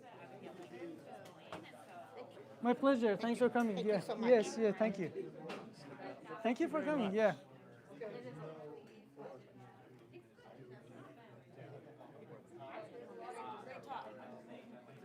Thank you. What are you doing in Pittsburgh? Emotional, like, oh my gosh. What are you guys doing in Pittsburgh? We have AB chapter. Nice. Eric's the one that started it. Yes.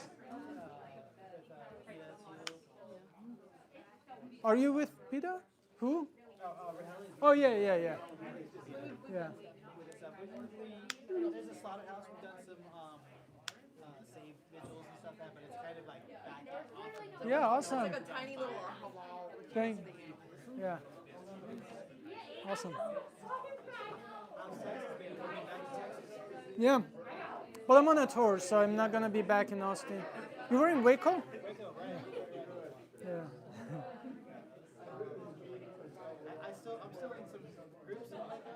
They're doing some good vegan options and stuff. Yeah. Very nice. The girl who used to be the AV lead in Austin, she moved to Waco, so they're doing some good. Okay. They have an animal sanctuary there. Awesome. Wow. Waco.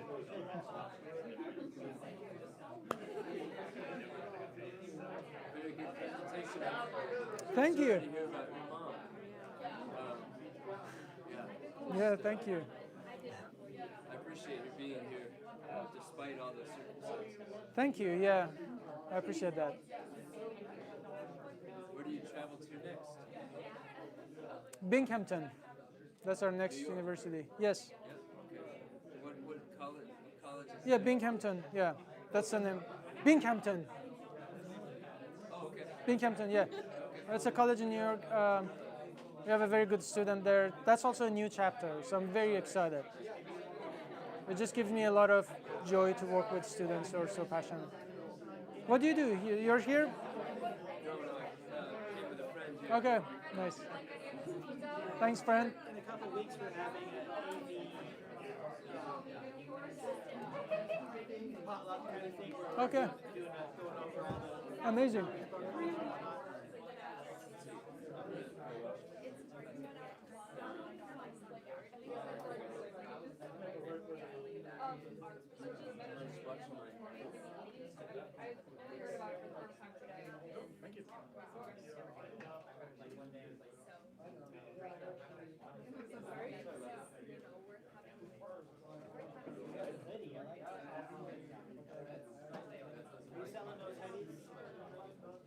We don't have them for sale. Not yet. We should though. A lot of people are asking.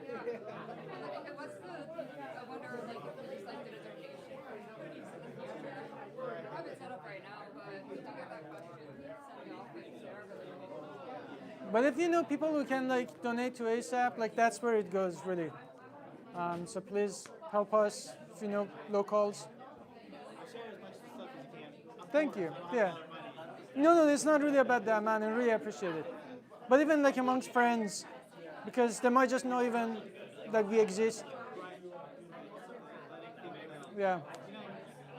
The church, we go to UU Church, and every month we give like half the charity, half the thing to a local charity. That'd be fantastic. I'm going to try to get it. Even if Yeah. we're not local, I might try to get you in next year. Well, we have a chapter here. Yeah, we can see it. Yeah, it can go directly to this chapter. Yeah. Do that. We do it every January, so it's Yeah. not going to be until next year. Okay. Sounds good. Yeah.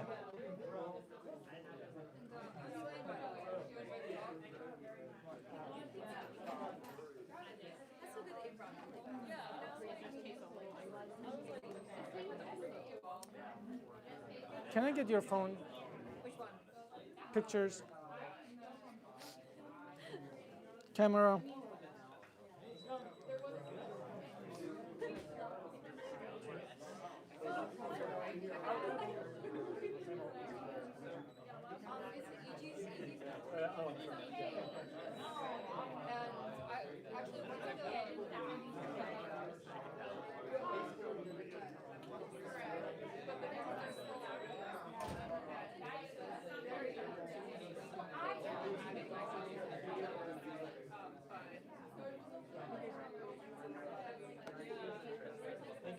talk. My pleasure. Yeah, thank you. We met at Yale in the spring briefly. Oh, really? I was there leafleting with Vegan Outreach. Oh, really? We just like ran into each other. Okay, nice, nice. good to I see you. remember. Yeah, good to see you too. Yeah. I was curious, do you still work for GFI? Not anymore. Yeah. Oh, okay.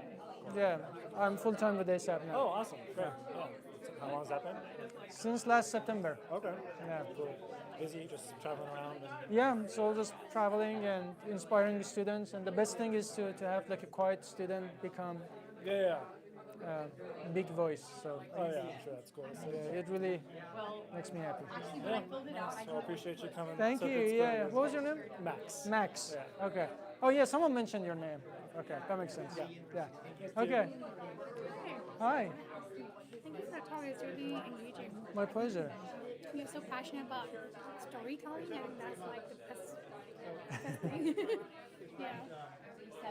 And I'm actually from Singapore, and I think like there's a lot of initiatives for veganism and stuff in Singapore. But one thing I realized from like the region, like Southeast Asia, is that it's like veganism is like when you kind of think about products that you can make out of, like make it vegan and so on, it's mostly unaffordable to people in these regions. People might, like when I went to Philippines, people are aware of it, especially in the EA community, but the cost of it was something that people were not able to really get by. So that was something I realized with that case, that we are able to think about this because we're in a more developed country, but when people are not able to afford these technologies that make vegan. Well, I guess you have to understand like the cheapest and healthiest foods are already plant-based, right? Yeah. I think when we say vegan, they think about like high-end vegan products, but like what they are eating is probably mostly. Like in Iran, it's crazy. Like most of our traditional foods are fully plant-based. Then they add like diced meat to it, and then they say like meat is only for like it's a luxury and like when it's for rich people. It's like, but the whole thing, like the stews and everything, they're already plant-based, right? Same as India. So I think. There's a lot of like, because for us in. Are you a student here, by the way? Yes, I'm a CMU student. So the thing about India is that there was a lot of like, Buddhism came in, there was like Jainism in the past and so on. People have always been questioning about things and like the sense of like more spiritual aspects of things. So this is why it's more like, people know that there's some like harm to animals and why when you harm something else it harms you, so in that sense. But that's something that came across like more culturally in the country. But when I went to, let's say, Nepal, right, and then I kind of like was asking my guide about like a particular region that I was reading a book about, and this is like very remote, western part of Nepal. You cannot access like there isn't like space in the mountains to like grow like proper vegetables. It's very cold. These crops don't really survive. So they kind of do something like. What's the bottom line? What's your? I'm trying to say that some regions are places where you can't really access like vegan foods. And how do you think that like these kind of organizations can reach out to these kind of places? Yeah, so that's why I'm not doing my activism in some like rural areas in Nepal, right? And they are not the biggest consumers of meat, eggs, dairy, right? Who is it? It's like U.S., developed countries. India is a big consumer of dairy and meat. So, yeah, that's why we need to educate these countries, and then a lot of the rest of the world will usually like follow what happens in the West. The more we promote the idea of eating meat, the more Indians now stop being vegetarian. Vegetarianism is going down because they're becoming westernized. So in the U.S., we also export culture. A lot of these people come to the U.S., they learn, and they can go. But I think this is it's like your body is falling apart, you're bleeding. It's quite interesting to me that people in the past in India, like, because I'm from a vegetarian family, so does. Are you vegan or vegetarian? I'm pretty much vegan now because I became vegan because of health conditions where it was like really, I knew of like, you know, veganism, refugee, and all these things, but I felt like a lot of the products were just expensive. So at that point I didn't try being vegan, but now I am because of it. Yeah, but like remember, beans, rice, stuff like that, right? It doesn't have to be expensive. It can be, but so please also speak up. You know, now is your chance to, and it's not about Nepal. Like you're Coffee shop be like, stop charging me 35 cents. always do that, but also I would have to. I'd be like, I speak to the manager. yeah, it's not that hard, and we don't have to be mean about it. But somebody have to ask, right? Somebody has to ask. But that's like one way. When somebody offers you something that has eggs or dairy, just reject it. Just the fact that you reject it, because every time you accept it, you normalize eating that and like animal products even more, right? But reject animal exploitation, and then they say like, "What's up?" Like you see cupcake, like I didn't know about eggs. So that little conversation turns to an activism, right? It's really interesting because one thing I realized in the years is that you can get by being gluten-free, or you can even get by having like alternate milk. But when it comes to like eggs, it's very difficult to find eggless cakes. In Australia. Find what? Eggless cakes. It's quite Yeah, difficult. sometimes it's hard. But I heard that there is a bakery here that's fully vegan. But at the end of the day, you don't need to have cakes. You either make yourself, you take an extra step. Imagine if you went to a country where there are not a lot of trash cans, and it's harder not to litter, but you still won't litter, right? You still try to find. So, yes, sometimes it's harder to find it. So vegan cheese sometimes harder. Not every pizza, but so what? You either remove it or you just reject it. But the idea is that if you give in, that's what I mean. Yeah, my pleasure. Alejandro.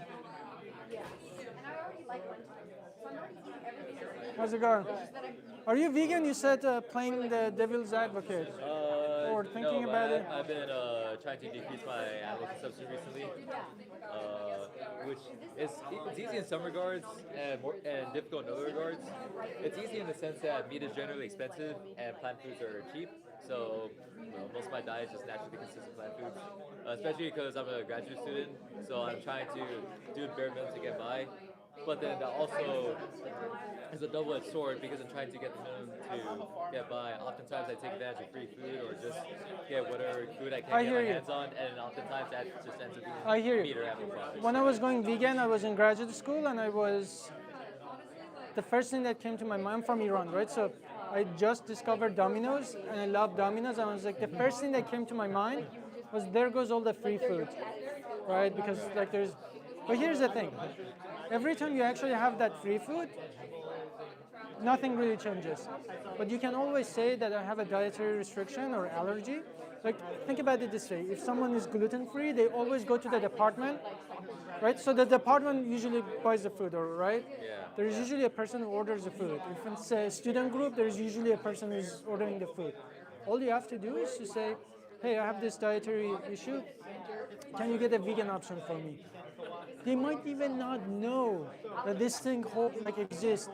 Now they know that, oh, there are some people who are like this, and you can even tell them or not tell them why you're vegan. That's up to you. Yeah. But that actually, who knows? If all the vegans said, well, I'm just gonna not eat or whatever, nothing will change. Yeah. But you have always two options. You can always bring your own peanut butter jelly sandwich and make them feel bad. They're like, why are you not eating? There is no vegan option. But then you start changing things. But That'd be funny. Yeah. and you're an engineer, right? Yeah. Like an engineer, your whole job is to make a path when there is none. Make a solution when there is none. Just don't give in. Because if you give in, nothing will change. Yeah, that makes sense. If they were handing out like dog foods, like dog meat to everyone, you're not just gonna say, well, I guess I'll just eat it, right?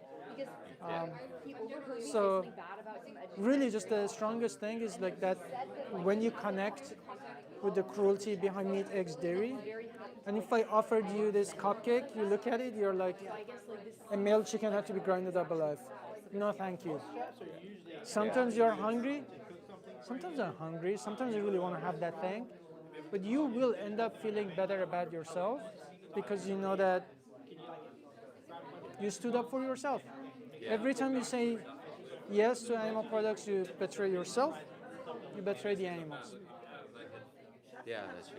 And sometimes you can say, hey, actually, did you know there is a vegan bakery apparently around here? No, I mean, well, the thing is, I also focus on my health, so like most of the food I eat is like meal prep. Thank you very much. Thank you. Yeah, thank you. Yeah, thanks for coming.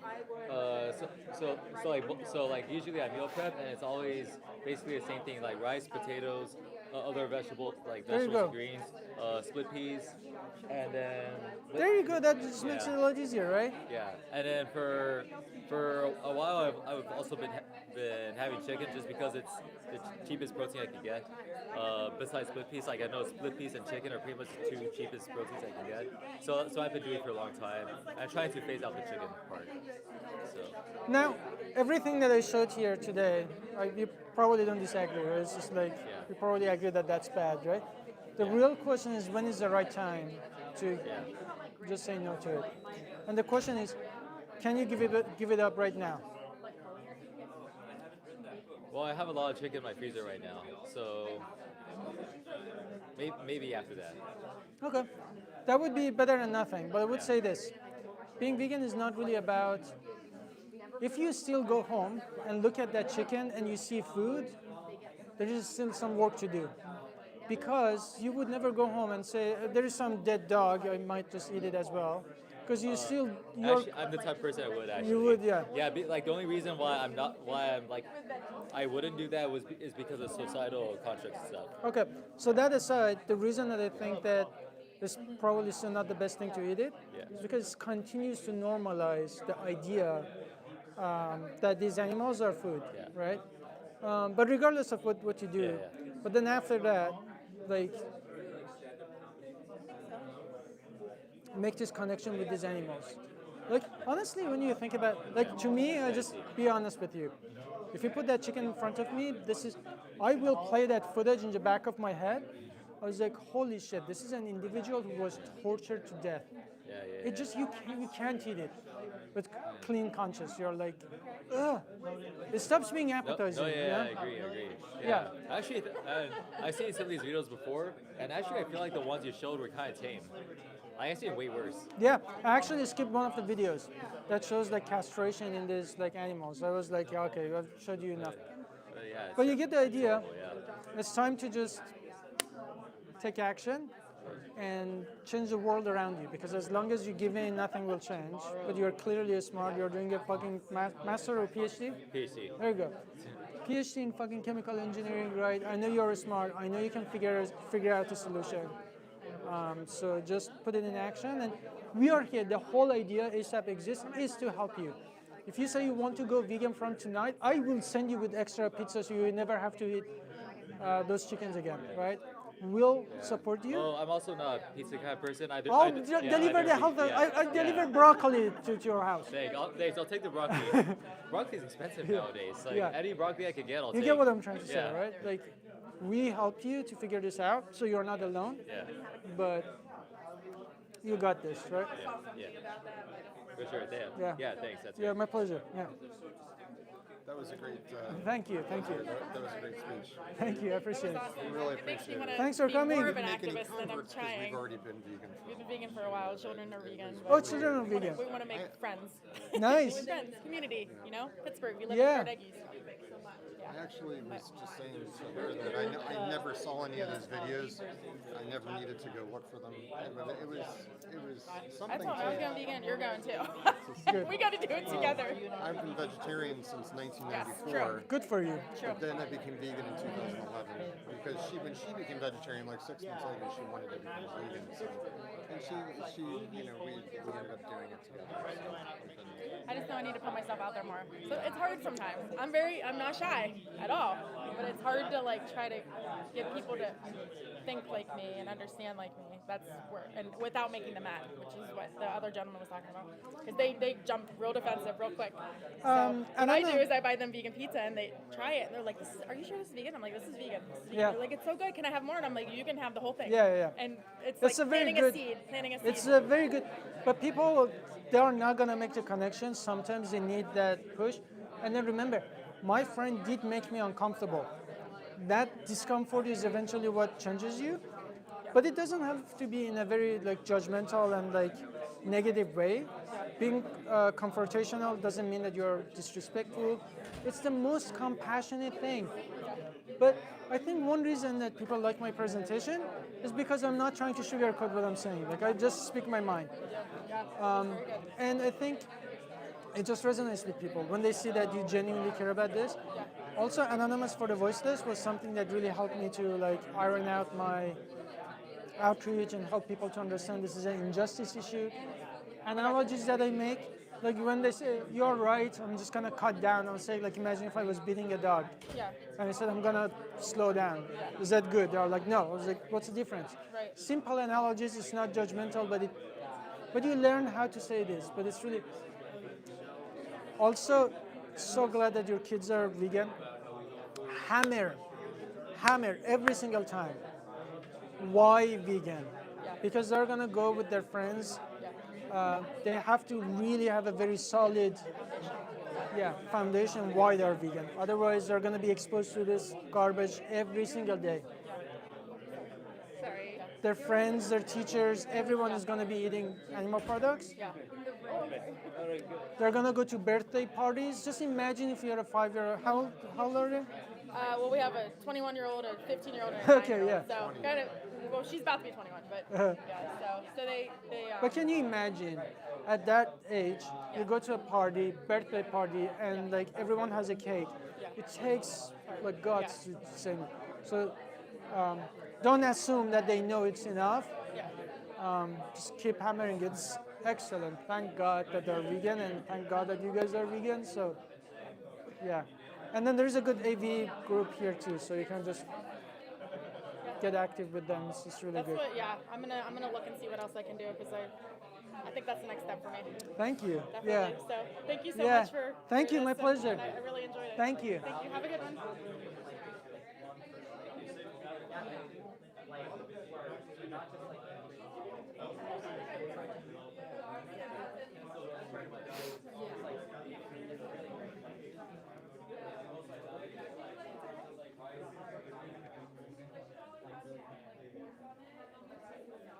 Hi. Yeah. Yeah, I studied at UT Austin a few years ago. I did my undergrad over there. Oh, really? Yeah, so I heard about you over there. But I moved to Pittsburgh like a year and a half ago, kind of spontaneously. But I just saw on like a Facebook group I'm in that you're here, and I was like, oh my god. Nice. Are you a vegan? Yeah. Awesome. I've been vegan for 3.5 years. 3.5 years. So you learn about ASAP back in Austin? That's crazy. Yeah. But that right, I was graduating. Yeah. It's our flagship because I'm based in Austin, so Nice, yeah, it's still going on. Yeah, I brought my friend along. Hi. What was your name? Caitlin. Caitlin, nice to meet you. Yeah, nice to meet you. I actually was not a vegan, but I'm gonna be a vegan now. Now? Yeah. Congratulations. Yeah. Yes. Thank you. Yeah, my pleasure. Yeah. Congratulations, it'll be the best decision you ever make. Yeah, I think so. And if you need help, I think you know someone here, but also reach out to me, anyone in this. We are here to support you, but it's not rocket science. Really, just when you think about the animal, it's just the answer is right. Like literally, the answer is there. Yeah. Yeah, that makes me so happy. So thank you. Thank you. I also want to say, yeah, the talk also really, first of all, I want to say I'm so sorry to hear about your mom. Really, Thank you. I really hate to hear good news about her. Thank you. I also want to say it was nice to hear about your story, your backstory with like being gay in Iran, like skipping that. I started transitioning in the past few years. And, you know, I feel the hardship here in America, but it's like so much forwarded stuff goes out there. You know? It's just crazy to think about like just how much suffering there is out in the world. All all this stuff is just like omnipresent. But you just do what you can. So. Yeah. And I don't have a lot of data on that, except it's just gut feeling that people who have like experienced like any kind of operation in their life, like they can resonate with what happens to animals. And it's not a coincidence that I think like black people in the US are like 3 times more likely to be vegan. I think it's just like,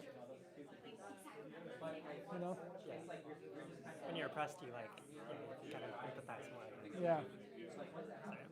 Sorry, Me too. But anyway, thank you so much. Yeah, my pleasure.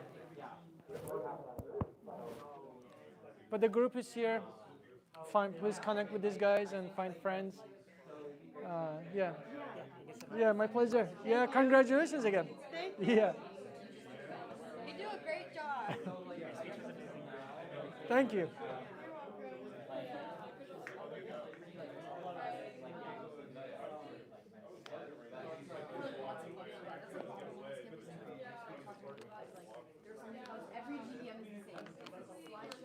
This was really amazing. Thank you. So much. My I've pleasure. been vegan for 16 years, and I'm just like starting to get into, looking for avenues to do, some activism and like outreach stuff. So I think I heard about this through like a Facebook post with like Pittsburgh vegans, and I, wanted to come out and just sort of see, like, learn about ASAP and what you guys are doing, which I think is awesome. Thank you. Thank you. Thank you. The colleges and have Yeah. this program that like can get carried on right without having to have under your guidance, you know what I mean? Like instead of having to have new people come in like every 4 years, and start. And by the way, they actually have another vegan group, quote unquote, but they don't do anything and it's gonna die. Okay. And it just keeps happening in universities. So my plan was look at how much one person was able to do. By the way, the person who was just talking to me said that they're going vegan like after this talk. Yeah, like day one, right? So it's like, and it's not because of me, it's because of this person like having this chapter. And really my passion is this needs to happen in every single university. And not just once, every semester, every week. Every week, every single student has to be exposed to this. Yeah, absolutely. Yeah, I'm gonna start. I'm planning to start doing like some activism with AV. I had recently met Travis and Casey, and then I just met Eric tonight. They're all super busy with the AV. Yeah. Yeah. I was an organizer in Austin. Yeah. It's great. Yeah. And I think that's a good opportunity for students to also get to activism. Sure. Or for people who are not students any longer or much older, you know what I mean? Like I'm just looking for myself. Of, like, Yeah. do activism. Like, Absolutely. Have you done AV or? I haven't. Like I said, I just Fantastic. just now looking for ways to do. AV is fantastic. So yeah, I was thinking. Maybe, there's going to be a learning period for you to like get used to how to do outreach, but I think that actually iron out my outreach, and a lot of things that I say probably comes because of AV. Yeah. Very cool. Like I said, I think it's really cool what you're doing. Thank you. And please consider supporting us. I die inside when I ask for donations, but that's really how we run. And if you know someone, and people don't need to be rich. It's like literally if you buy me a cup of coffee, and it goes to feeding people vegan food. And yes. Yeah, I was gonna say. If I had much to contribute, I would try to give a little bit. But anything you can, and even like sometimes like birthday fundraisers, like for my birthday, just like donate to this organization. Sometimes you don't even have to like donate anything yourself. But thank you very much. Thanks for coming. It means a lot to me. Yeah, thank you.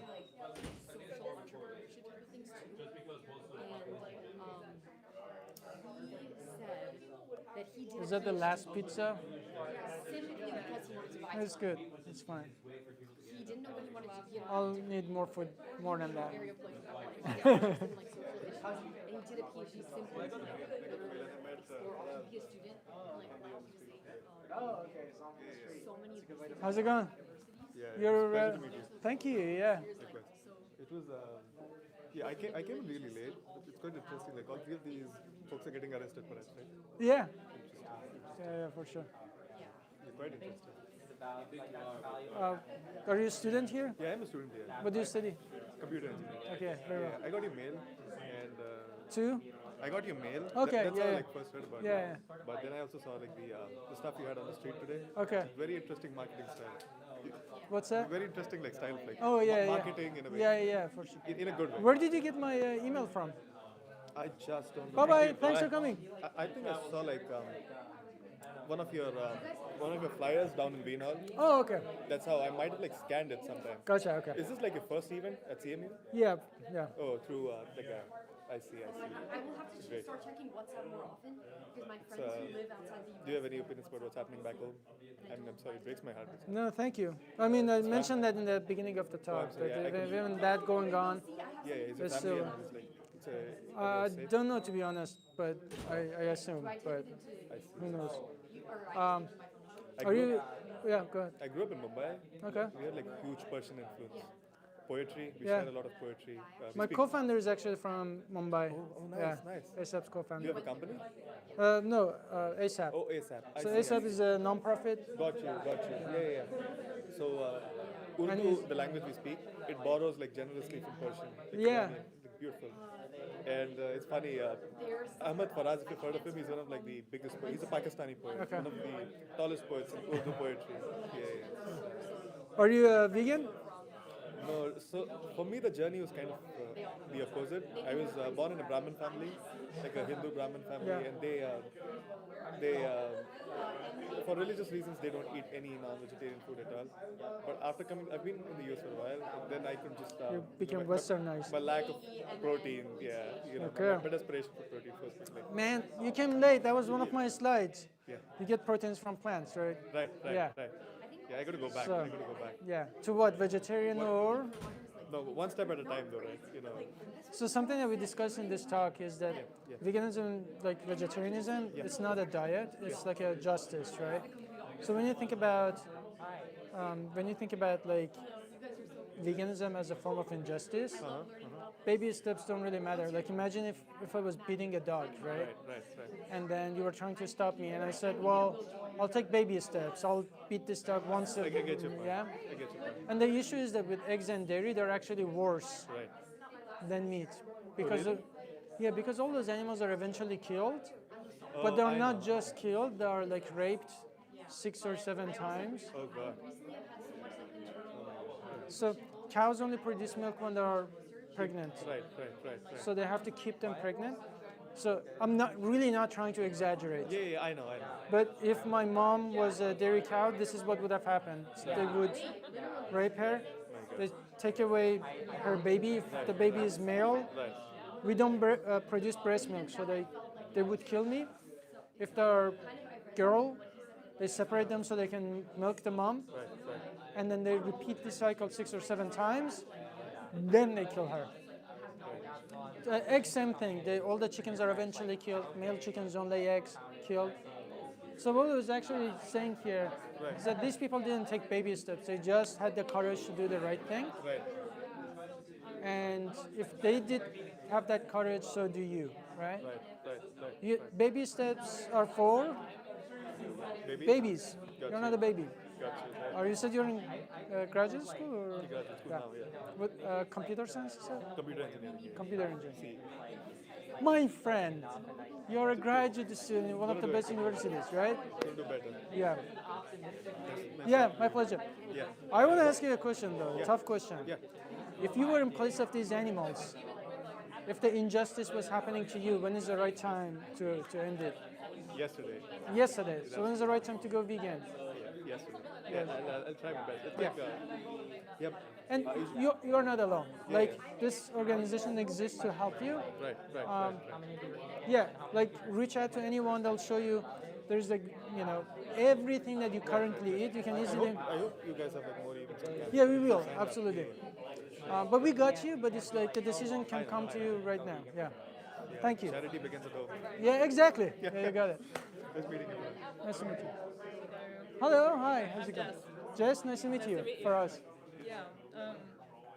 Yeah, I was just going to ask, but I'd be interested in your take as well. Is after you've told, or like someone knows why you're vegan, obviously they're probably not going to go vegan tomorrow, right? But at what point is it like, maybe this person is a bad person, or like. The way I think about it is 1% of the population is clinically psychopathic. Like clinically, they lack sympathy. Yeah. But that's 1%. Yeah. The other 99%, I think that they do have sympathy. It's just so hidden. For some of us, it's more surfaced. For some, it's like really you just have to dig. Sometimes you can't do that in one conversation. Sometimes we were chatting about this. Like when you see that this person is like not reachable now, we use a bunch of tactics. That one of them is when they try to shake your hand, you say, I will shake your hand if you promise to go vegan. But of course, they're going to say no. Yeah. How many times have you had in your life someone refusing to shake your hand? Very few times, right? Like I remember the times that someone refused to shake my hand. It hurts. That what is so important that this person is not shaking my hand. And you don't have to do it disrespectfully. You can say, I will shake. You're actually giving them an option. I will shake your hand if you respect animals, if you go vegan. And if they say no, they say, sorry, it's not personal. It's just that I think that animals every time with that hand, when you pick up meat, eggs, dairy, you unfortunately pay for animals to be exploited. Have a good day. And you walk away. And they're like, I have never had anyone walked away from a conversation with me. What, right? It sort of burns, and I've had this happen multiple times. They get annoyed at me or someone who did this. They go to a class, they come back from a class and are like, you're right. I had a person who said, I don't care about animals. I told him this. I said, I don't think you are being genuine. I know that 1% of population is psychopathic. I don't think that's you. I think you are just saying that because you know that if you admit that you care about animals, you know what I'm going to ask you next. Cognitive dissonance, right? Yeah. And I said, if you step on a dog's foot right now, I don't think your natural reaction is going to be, whatever, I don't really care about animals. And he laughed because it's like, no one does that. So that alone shows me that this person does care about animals. It's just that cognitive dissonance, right? Yeah. So, and not everyone's going to be like that. My theory of change is that you talk to 100 people, 10 people will go vegan at that second, 10, 20 people are going to think about it. Some people will never go vegan. That's okay. But I want to tell you this. There was a few minutes ago, someone was talking to me. It was like two, I don't know, friends. Maybe they were dating, I don't know. But they were going vegan right after this. And it's because of like you, really, for doing this. Yeah. Well, I mean, yeah. Thank you and the team for showing up. It's a duty, right? It's like, but that's a clear example. There are people in this room who are not gonna go vegan, but like that alone, just make the entire thing worth it for me, right? If I inspired one vegan, even one vegan, to be active, that's like a snowball effect. I agree. Actually, like me going vegan, 5 years ago, wasn't like, I can save a bunch of animals by not eating them, right? But then also getting some of my friends to go vegan doubles my impact, like, right? That's something people don't realize when they say, if you're vegan, all right, that's just one. They call it like dietary change. But veganism is not just about that, it's the culture changes. Especially if you're young. Like, if you haven't noticed, when you have a room full of lots of vegans, non-vegans will like sort of follow, like, right? If you're non-vegan, if you're sitting at a table with 9 other vegans, you'll probably feel like pressured to get the vegans. It's like that social change, that cultural change that comes with veganism. Yeah, but you do want it to like start inside. I do think that I do fear that might come from a stereotype about vegans, that we are intimidating and we are like gonna attack you if you don't agree with us. No. So if you're vegan, you know how awkward it is to be among like 10. You will just feel like, because I wholeheartedly believe in this, that most people will choose the vegan option if it was normal. I think a lot of people just don't want to be the outlier. And some people just don't have it in them. And I've seen plenty of good people who know what's going on and still don't do it. I think they would be people who I agree. Like before I turned, this was right before I saw the speech that I saw that changed my mind. But Gary Rofsky's?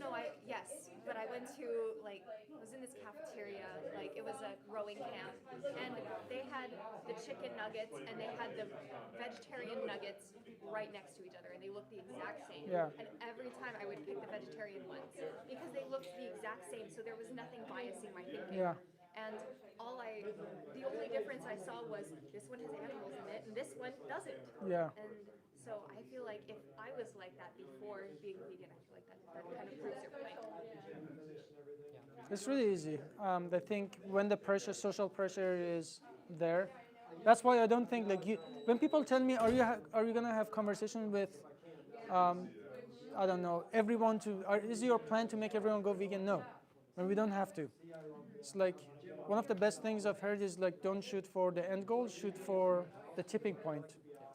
Because it's really hard to imagine a vegan world, but it's absolutely easy to imagine a world where 5% of population is vegan, right?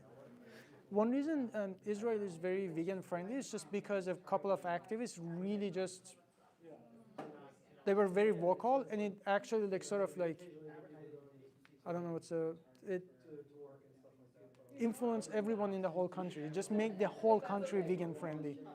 And so, also congratulations for both of you for doing lots of activism. Yeah, I was really proud that like you just came out there and like, because like always dog meat, I would have been like, oh, like for my first time, that would have been really scary. Yeah, well, thank you. Yeah, so I feel like I learned a lot today. Yeah, that's great. I went from like not knowing how to talk to people at all to actually talking to people, like whoever showed up. Yeah. Wait, was this the stand? Yes. Whose idea was that? The dog meat? Yes, the dog meat, yes. Yeah, it just gets people's attention, they stand, and That's the strategy. I know it seems it's like, we didn't come up with the idea. It's called Elwood dog meat. Yeah, I've seen this. I was actually against it, by the way.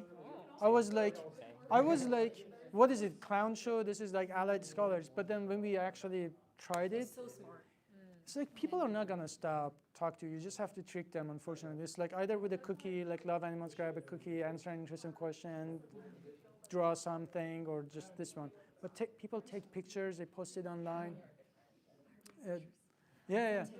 And sometimes like you will hear like negative things about it online, and that's okay. But at least people are talking about it, you know? I think like one thing that I've really come around to is that I mean, there's a balance, I guess, but I think like for a lot of people, we need to be more willing to be negatively perceived.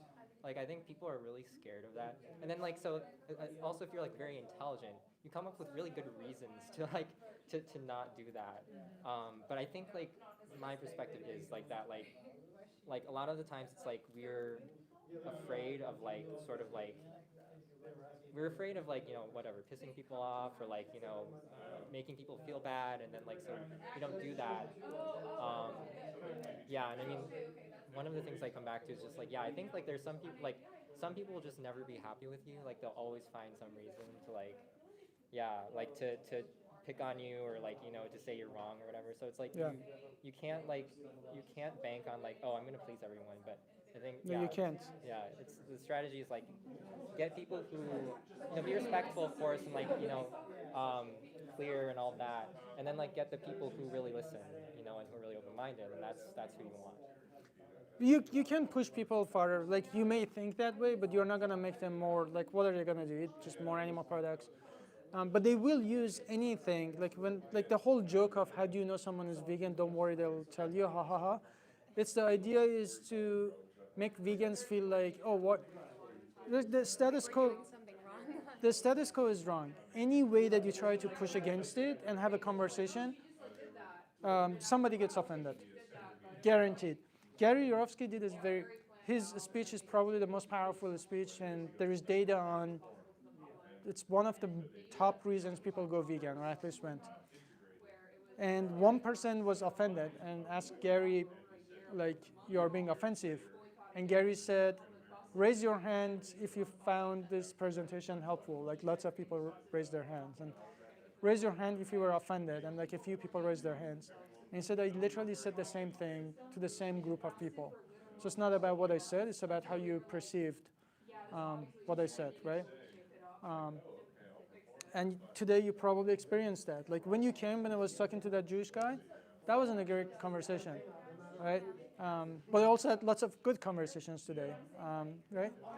I literally say the same thing to people. It's just, and it's okay. Some people will not change, but some people will change. That's what we want. Yeah. I mean, I just came back from Spain and over spring break. It's like actually a terrible experience. Not because I don't appreciate travel, but for other reasons. Like I got food poisoning. For stupidly eating meat. Stupid, but They have so many tapas though. It's like part tapas of their suck. culture. Tapas suck. Like, oh my god. But anyway, like, anyway, I was eventually able to find vegan food in Spain, and that was good. I wish I had stayed in Barcelona the whole time, but anyway, I got so much mixed bag like reactions from people, and this isn't just for being vegan. This is just for me being myself. Like walking up and speaking like mediocre Spanish, and when I couldn't speak Spanish, speaking English and just trying to find my way. And some people were nice, and so many people were assholes. And I was like, oh damn, like I don't know. It could just kind of prepared me for today. Because I was like, okay, I know that just being myself, I am the same person in every scenario, but it's really them that respond differently. For sure. I promised my friend that I'd tell you, like my friend is like, I am a minor in sociology, and are you open to criticism about the dog meat thing? And I said, like, sure, like, you can tell me your criticism, but just know that, like, this is not new. They've been doing this for a while, and they have been very effective, and I promised my friend that I'd tell you that what he said, he's a vegan too. He says, like, I am someone who is vegan and wants people to be vegan, but also kind of understands sociology. He said, it comes up as incredibly off-putting. It supports the stereotype that vegans are kind of preachy and not that fun to be around. This is just information. I've heard like around the School of Drama, you know, the CMU School of Drama all day, perhaps going from less of a fear tactic might be more welcoming and less critical of people who eat meat and dairy. A better strategy would be like a little vegan potluck or something. Yeah, cupcake vegan is what they're called. Yeah. Right? So they try to change the world. Imagine if MLK, all he did was, here's cupcakes, please be nice to other people. Yeah, I'm a good role model. I don't have slaves. I would never tell you not to have slaves, but here's a cupcake. That's okay. So a lot of he is a victim of this society that is pushing him to this corner that if you speak up, you're a bad person. And unfortunately, sociology, I mean, he's a student, right? Yeah. I had professors of sociology and marketing at UW who stopped and said, this is fantastic marketing. And it's not mine. I'm not even talking about myself. Like, I didn't come up with the idea. We were doing this in front of Columbia during Israel-Palestine mess 2 years ago. And CNN and BBC, everyone, like the reporters and the news station are like, this is genius. Everyone who understands marketing understands the reason behind it. He's coming from a place of insecurity. And we are all insecure. Like we had to, like, in order to get active, we have to get over that insecurity and understand you're not gonna change the world with cupcakes. And I always ask people who have great ideas, go do that, first of all. Yeah. Yeah, I guarantee you he's not doing anything. Yeah, he's not. Yeah, so easy to criticize others who actually do something when you're like not even doing anything. You can't have it both ways. You either change the world or you want to be a people pleaser. Okay. Thanks again. Yeah, my pleasure. Good to see you. Appreciate Yeah. See you soon. And he can choose to be a people pleaser, but at the end of the day, most of them, I just say if these people, if their priority was how to keep everyone happy, like you said, that's not how things change. If you understand sociology. I mean, Gandhi is like considered like one of the most peaceful, like political, like figures that changed the world in a big way in society. Like peaceful, but still he was breaking the law and he was arrested and he was always in prison. And They understood marketing. You can't change the world without kids. They understood marketing. MLK's whole thing was to organize things around media, the dog attack and everything. They were all like thought through. Yeah. And how can we capitalize on these events that are happening to get people together, right? Actually, that was one thing I said. Well, I was thinking of when you had your talk, when you said Rosa Parks was just like one lady who refused to get up. But actually, it was like completely planned. They had like a ton of photographers ready to take pictures of people being mad at her not getting up, right? She was part of a movement. It wasn't just No, I know that it wasn't just her. I know it was a part of a movement, but it still was one person refusing to give up a seat, right? She was just like the figurehead. No, for sure, for sure. And she didn't need like a fancy job to do it. Right, exactly. Yeah.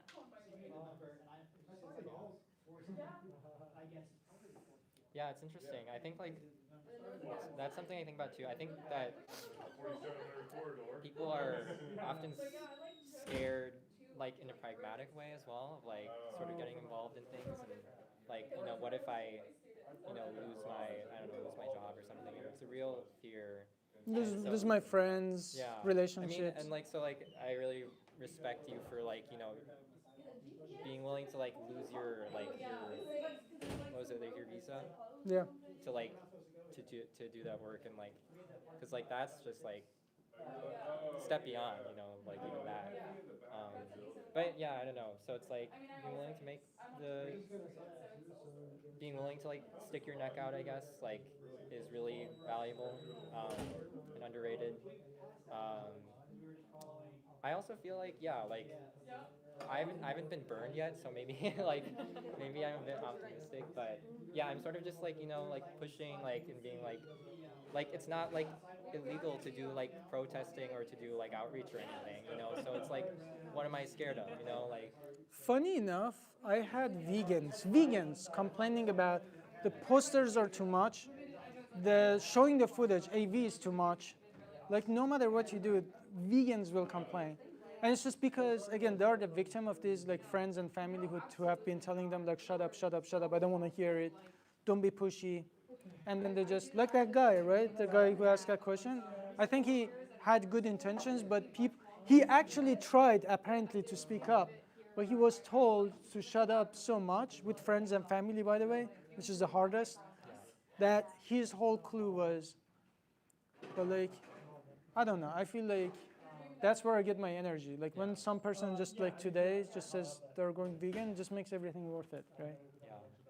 Yeah, I also think that like doing like outreach and stuff was really helpful for that, because genuinely like most people who like stop and talk to you, like at least in my experience, like are at least like civil and I don't know, open-minded about it, and so like I think that like sort of like changed the way I look at it, because like before I was maybe like, oh, I'm like scared that like people will be mad at me. It's like I guess some people will be, but like you'll find like a lot of people who are like very open, and I find it. Yeah, a lot of people. Actually, it's funny. The person who's saying this, he has never actually done it. Right? But if you like, you were at the table too. You guys were at the table. Yeah. I didn't see a single person who was like completely mad. If they were mad, like piss anyone off today. everyone, almost like 95% plus people who come at the table, they have a positive experience because they realize what's going on, and the only of course, online people talk about it. They don't have the context. But that's the whole idea. We want people to talk about this online, right? But like, it's crazy how many people come, their face like light up when they were, oh, thank God, this is not real dog. And I get what you're saying, you know, all those. Yeah. Also, to be honest, I don't care what school drama thinks. Like, they like their opinions. They're drama queens. Their whole job is to cause drama. Out of any group of majors at CMU, their opinion means the least to me because they talk like about this stuff in this way. Yeah. Like drama is their thing. Yeah. That's the best way to put it. Drama is Kukusan, were we going to do a training today, or do we want to do it another time tomorrow? Like get together for half an hour? Yeah, I guess like so. Our other like leadership member, Sahana, she had to like leave early, so it's just. Yeah, she was here. Do we have half an hour tomorrow to get together? I don't know. I mean, like, I guess like I know I do, and I guess Maddie you probably do, but Yeah, I should get your number. Okay, yes, it's whenever you're ready. yeah. If you want, I can text you the times that I'm busy, so that I can make it to the training. If I that's can, helpful. yeah, maybe I can try to like see who's interested. Or make a when to meet, and we can fill that out. Would you like Yeah. Is this, what time is it? Thanks, Jess. I don't know yet. We're trying to find a time that works for everyone. It's just like a how to talk to non-vegans, basically answer any concerns. I am vegetarian as of today. As of today. Yeah, or like I've been vegetarian my whole life, but then today I think I want to switch vegan. Vegan? Congratulations. Right on. This hand is dirty. I'll do this. Okay. Yeah. Yeah, congratulations.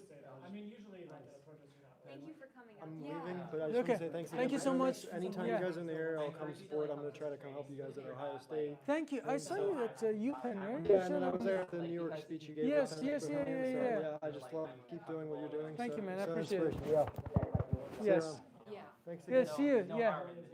Thank you. And also I want to hold myself accountable because I think even though that I say that I want to be vegan, I feel like a big concern of mine is obviously like health. I had lots of like fainting spells where I'll just like randomly faint. And eggs for me are something I rely on because it's like quick and easy and like protein immediately. Now I know some of those are maybe like, myths, but it's like I need to find something where it's like if I feel like really lack of It sounds like you probably just need calories, really, if you're fainting suddenly. So like a protein bar, like a chocolate bar, honestly, like a vegan. Because like, there's nothing in animal products you actually need that you can't get from other sources. What is it? Like there's fat and protein pretty much, and some vitamins. All of it you can get from. It's D3, B12, iron. I take iron. Okay. Don't forget the D3 and the B12. Absolutely. I mean, B12 is only, Yeah, wait. as a vegetarian, you should take B12 anyways because when it's in meat, it's actually coming from the supplements you give to cows. But even eggs and dairy don't have much B12 anyways. So you're probably, honestly, low on B12 if you're not taking supplements. I don't take supplements, but I eat a lot of nutritional yeast, which is supplement, which is fortified with B12, like a fuck ton. And how do you eat it? Oh, nutritional yeast is the most delicious thing. It's called nooch, aka nooch. It's a powder that you buy from grocery stores, like flour or something. You just like dump it yellow. Yeah. You can put it on like. I have flakes. It's like, kind of it's look like flakes, fish yeah. food. Flakes. They kind of look like fish. People use but it. Yeah. People use it as like a cheese substitute sometimes, but you can also just like put it on like a lot of like things. Anything like salad. Yeah.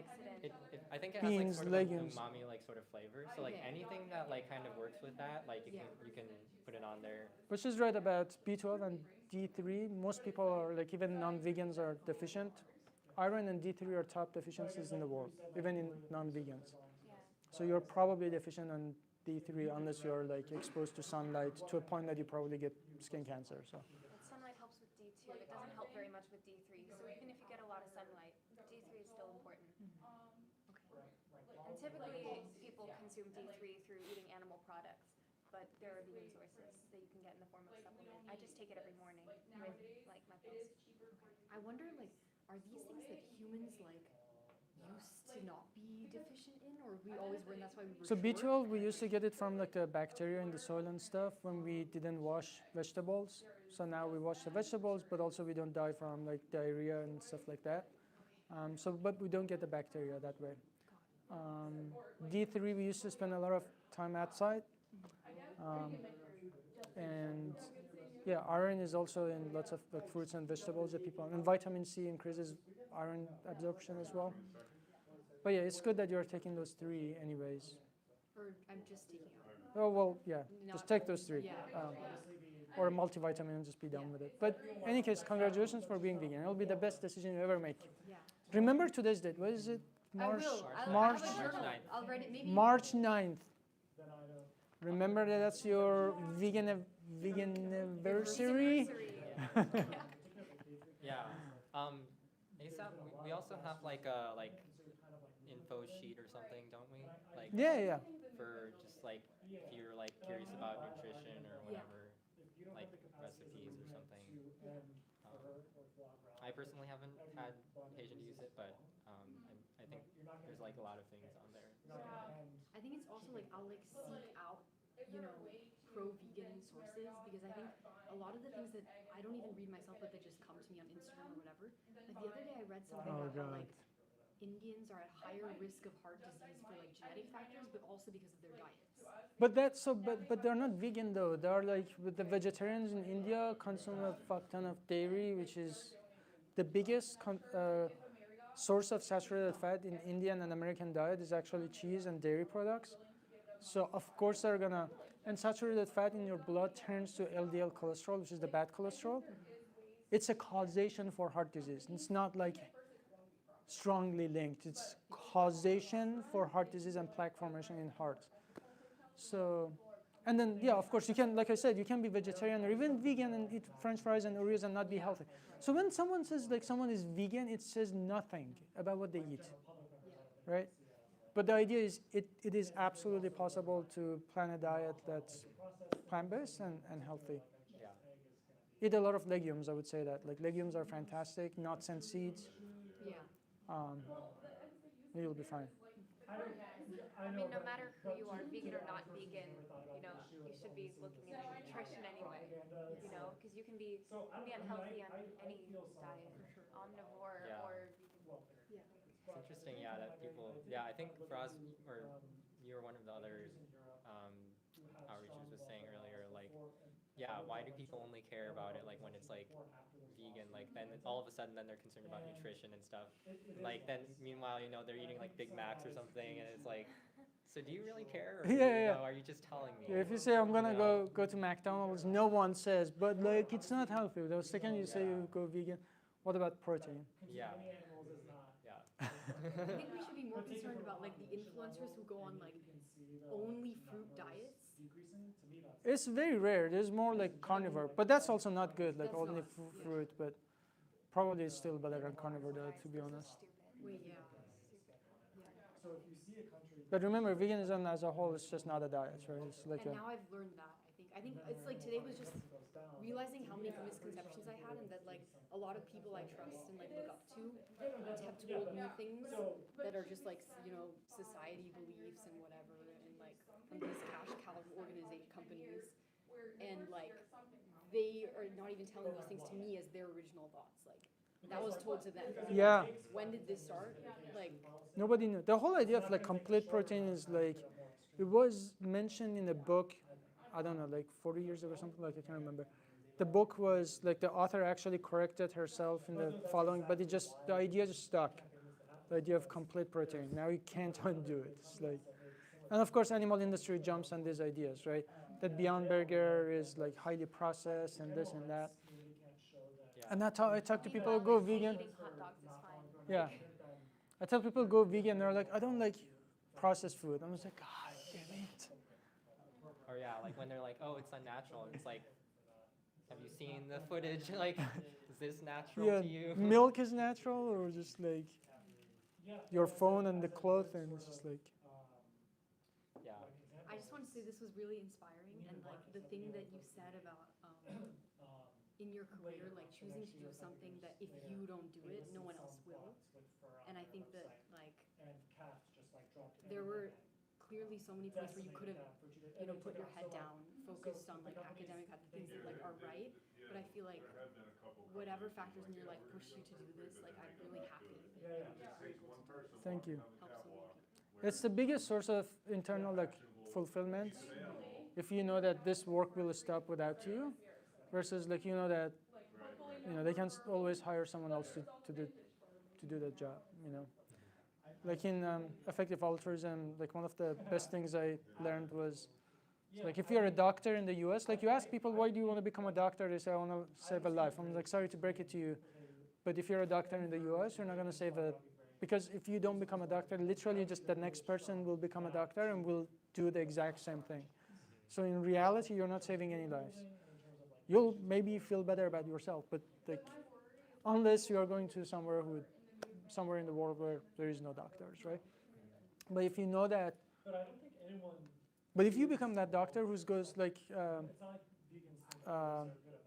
who goes somewhere else, like Doctors Without Borders, then like the fulfillment that those people have, knowing that these kids would have died like literally without them, that gives you so much more satisfaction, right? And you can think, what do you study? Physics, but I was studying biochemistry. Okay, my PhD was actually biophysics. Really? Yeah. Okay. So, but then like I started like looking at protein structure function for obviously like biomedical purposes. Yeah. But when I became vegan, I was like, how can I use my background? And then like cultivated meat, lab-grown meat was the same because I was like, proteins are proteins, potato, potato, right? It's just like going from biomedical applications to food applications. Yeah. And my bachelor was chemical engineering. It just was a perfect, it was like, all right, so with chemical engineering, I know how to scale up processes. And so how can I apply that for like cultivated meat? But at the end of the day, I say like use anything in your background. Like I use my personal stories, even the situation in Iran, my scientific background to just make a case. And I'm sure you, if you look, you have the same, something in your background that you can use, right? You always have your voice at the end of the day, right? Doing a welfare campaign. Yeah, this is something like this, like club, organization wants is like has as one of its like main goals as well. Is like for people who are really passionate about like animal rights and like then it's like what can we do, and like not just like what can we do like right now, but what can we do in the future like throughout our lives. So yeah, we also do want to like support people like in like thinking about like what like their career could look like, you know, in their journey also in like in advocacy and activism and stuff like that. Like that's also like a purpose. Like you know, it's not just about only about like being like go vegan. It's a start. Itself is like already such a thing that like when you say blind spot, like I think that's also a good word because it's like it's genuinely like something that's just so indoctrinated to the point where like it doesn't feel indoctrinated. It's just like, well, what else would you do? Like, and there were so many compelling arguments rooted almost in science to the point where like lots of scientific people, maybe like including me, will hear them and like hunters and gatherers. Well, no, because we didn't have the science and tools to choose not. And even you look into that, like they were mostly gatherers. When you say hunter-gatherers, suggests that they were like 50-50% at least, or most people think like they mostly hunted. It's actually not true. It's like, if they hunted, think about it. Like it was like a tribe. 5 guys went, three came back, and they had like 1 buffalo or whatever, and then it was the entire tribe. It wasn't like they were eating meat 3 times a day. And then humans evolved to use whatever was around. Like sometimes they had to, like when they say hunting, it was like mice and rats, or literally like insects, whatever they found. And many tribes, they didn't even hunt. They had more access to fruits and vegetables. Like it's like crazy things. Like speaking of myths, but I think you're right. Yeah, without the hunters, they would continue to survive. Like hunters would go out, not find things for weeks, and come back. Would the tribe survive? Yes. Would the tribe survive without the gatherers? No, not a single day. And you hear things like meat was the reason that human brain like got big, and you're like, wow, that makes sense. But then you look, all right, was it meat, or these people were just so malnourished that they needed fat in their diet, right? It wasn't that. So, and then you're like, okay, that was actually invention of fire as well. And then when they had fire, yes, they cooked meat, but they also cooked beans. It was actually carbohydrate and energy source that they lacked because they couldn't store energy, and meat was a good source of fat. So it wasn't necessarily, you could get the fat from nuts and seeds. Again, there's nothing inherent in meat. But it's really easy. You look at that alone and you're like, wow, okay, that makes sense. But you're like, oh, there's nothing in meat that made your brain big. It was the nutrients, which you can get from other sources. And I've always been anti-zoos and like, I don't know what it's called, the one in like Ocean World, like all these things. Oh, SeaWorld. SeaWorld, yeah. I've always strongly opposed them without ever thinking about like, you know, the whole dairy factor. It's the same idea. I think you're just like all of us. Like you really care about animals. Like you don't just think about eggs and dairy, you know, or the animals on our plate. My bachelor's thesis was dedicated to animals, used for labs. I wasn't even vegetarian. That's how much I care about animals. And my thesis didn't even have anything to do with animal testing. I just care about animals so much. But it was like it just never occurred to me that maybe I shouldn't like eat animals. Never questioned. Yeah. Okay, I also I'm guessing the answer is yes, but the whole because veganism is not a diet, then can we extend it even to advocating for less or no animal testing? Yeah, absolutely. That's a part of it. That's a part of it. Yeah. Like we as vegans, it's helpful to read cosmetic labels and see that a product is vegan, not because it doesn't have any animals in it, but because it wasn't tested on animals to make it, and to buy from those companies instead. So that's another thing that vegans do. Yeah, most things you can buy, unless they're like a drug or something, like toothpaste, I don't know, like sprays and body sprays and stuff like that. You can buy them not tested on detergents, laundry detergents, stuff like that. You can buy them such that they're not tested on animals. I'll also shout out my friend Ryan. So when I was back at Madison, he did a bunch of stuff. Yeah, Ryan's great.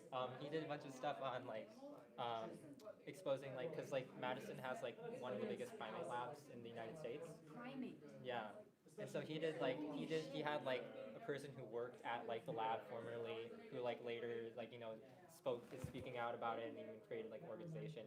He had her come do a speaker event. Her name is also Maddie. Yeah, so yeah, I mean, and that was all with ASAP too, I think. Yeah, so it is sort of it is how things really are as well as how things could be, I guess, in terms of answering your question, things can be. So how do you feel?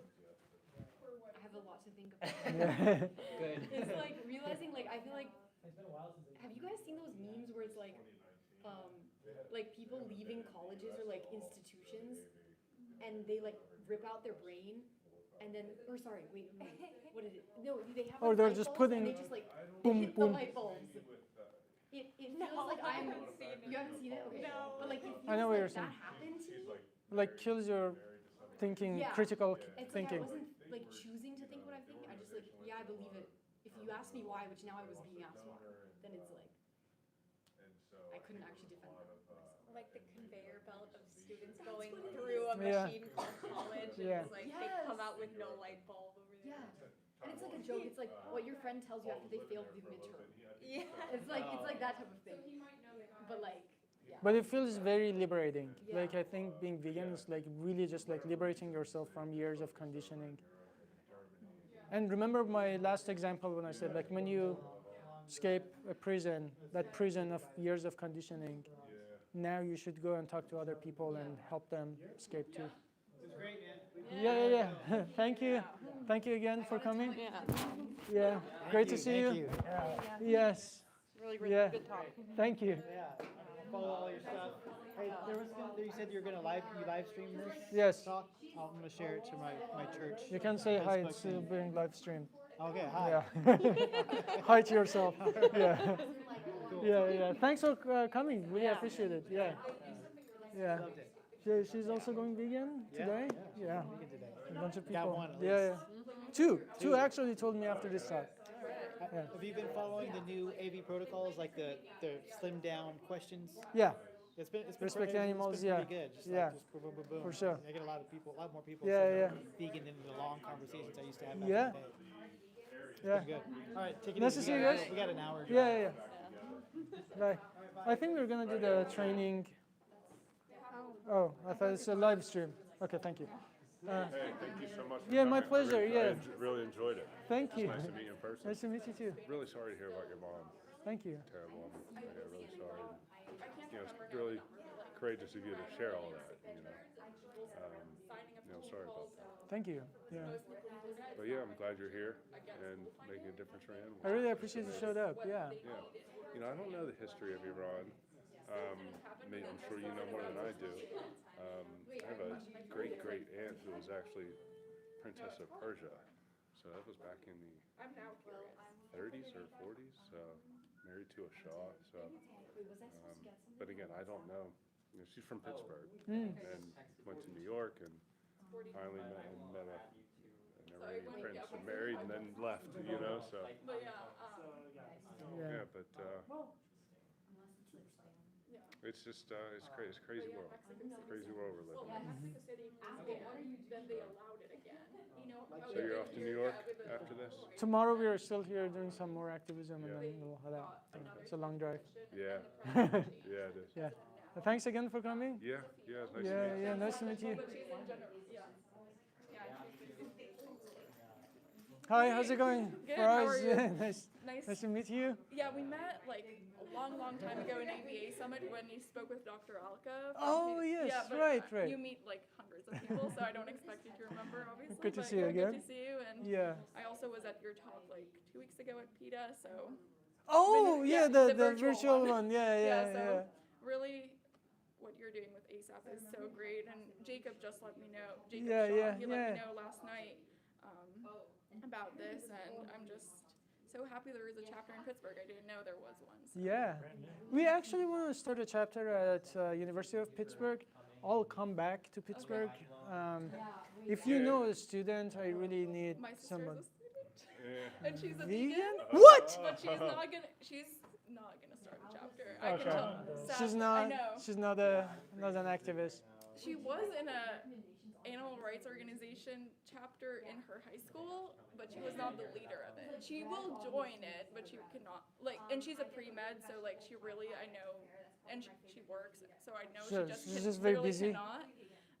And she's very shy, but we know a guy who does plant-based treaty. He's a freshman at Pitt. What? Can you connect us? Yeah, Mike was telling Sophie. John, yeah. Okay, could you connect us? Yeah. That would be fantastic. Yeah, my sister will come to I'll make her go to the meetings, but. Yeah, sometimes also if they help us just to register the club. Okay. They don't actually have to do anything. Okay. Like a bunch of paperwork. I actually wanted her to come here tonight, but she. But a bunch of people just became vegan after this just very talk. Yeah, it's such a powerful talk. So like this lady who's back is to me, just became vegan day one. Wow. Yeah. And all of it is possible because one student is organizing, right? Yeah. So they don't even have to organize just as long as they establish a club. Yeah, I'll tell my sister. I'll try and get her on board. Thank you. But yeah, I was a Pitt student. I then got banned from Pitt for protesting. Got arrested at Pitt. So did a few things at Pitt. But so now I'm back on campus after a year ban. But yeah, I mean, I don't know if alumni are able to do anything. Can we connect over phone? Of course. Yeah. And would you kindly connect me with John? Thank you. The phone number is not correct, so I'm gonna. It's my old.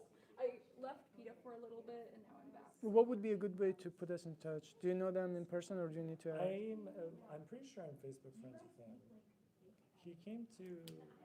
Thank you. Yeah. Oh, my phone is dead. Okay. I'll text you. Yeah. No worries. Yeah, and I saw on Instagram you were doing the dog meet. Yeah. How did that go? Very good. Yeah. Yeah. Good Gets people stop. Yeah. Talk about it online. Yeah. Yeah, I feel like that's such a powerful way to do it. I know Jamie Logan did it with us in England. She will join us. Oh, well, yeah, she did it with you guys, but no, in England they did it for leather. Yeah. Dog leather. Dog leather. So I feel like, sadly, anything you compare to a dog. Like we do the dog barbecue at PETA as well. And it's like a lot of our new setup is actually inspired by PETA. Okay. Yeah. So we did Elwood first, and then we saw PETA was taking it to another level. We're like, yes. Yeah, but it's all about resources at the end of the day, and resources both of the actual thing, but the people, and I think making these connections is so great. I have his Facebook. I can give him your number. Do you have my contact or okay? My phone is dead. If you can just text me or something. 806. Actually. They close for the winter season, so then they're open all spring, summer, fall. My mic is still on and it's live streaming. I don't want the entire world to have my. Yeah.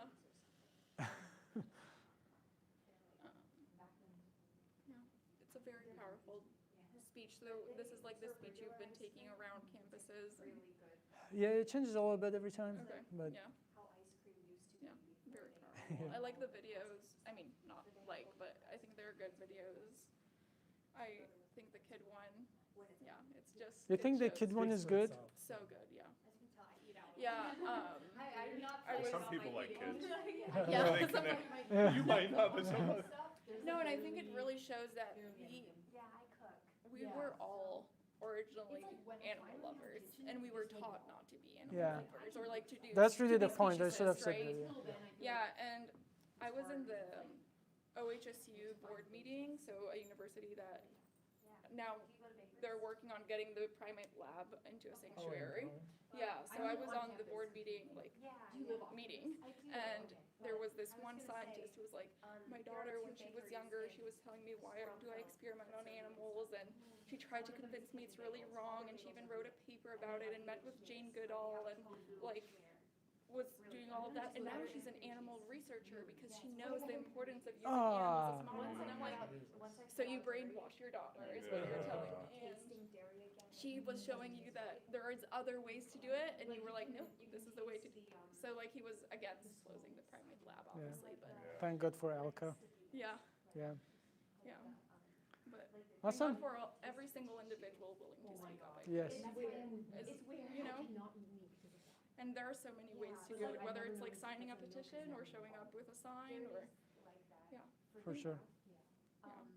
Okay, great to connect. I'll be back. So. Yeah. Yeah, reach out to everyone. Will you? Are we connected? No, I don't think so. Okay, whatever is a good way. There's Facebook, Instagram, number. Oh, right. Yeah. I've heard of it. Okay. There's a good abolitionist campaign. It's just FARAZ. I think that's a great campaign. Yeah. And they're sort of like lead organizer. No, that's, I know it's Yeah. He like is such a good advocate. Cool. I remember because there was one time we planned an event in On Instagram, if you add me, just send me a message so I know that it's you. Okay. I may follow you Okay. already. Then send me a message so I know because Yeah. I'm gonna pack up very quick. Pittsburgh. Yeah, I mean. That's actually like, if I could pick one thing, I would do it. And you've got yourself some signatures. 12. Just because of the nature of ballot measures, I don't know if some of the people public might discourse about it. So I think it's a really good way to like make people think about animals. Yeah. And then like if I'm so glad I don't have a lot of homework tonight. Yeah. Again, I think Yeah, me too. there sadly are. Did you sign this? Yes. Okay, perfect. Just so you I guess know. I didn't sign it. Okay. My full name's Madeline, so it says Madeline. Okay, that's fine. I'll And send then you a there's message, I know. but I'm gonna message you from my Turkey's account. Okay. Yeah, That's the the one Turkey. I usually. Sounds good. That's the one I'm on. So you have the digital one, and you can also show the number of people. Actually, send them a picture of the talk and say this is the number of people who showed up. And you have everyone who signed up today. They're technically like a member of your club. So now it's like you can say you have 30, 40 members, which is probably more than me. Yeah.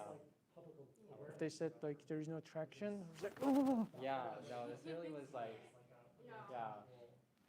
I think they just want to believe that there's no traction. Like they like to think that. Yeah, is this something you truly believe, or is this something that you're telling yourself?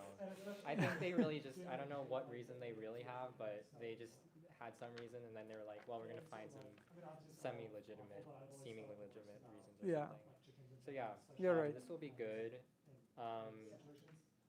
And yeah, I think, Yeah, just let us know. Well, I am glad that like that this that it like happened before this, so that we could do that. Yeah. We could, prepare something.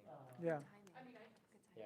And there's an online one, so you can always send it to other people. They don't even technically have to be like any of your friends. Just any of the class. Tomorrow when you go to class, just say, "Can you sign this? Let me get my club registered." Everyone does that. Yeah, I'll do that. Yeah. Understand, because I think understanding that the You see what that spells. someone's flesh is easier to understand than I mean,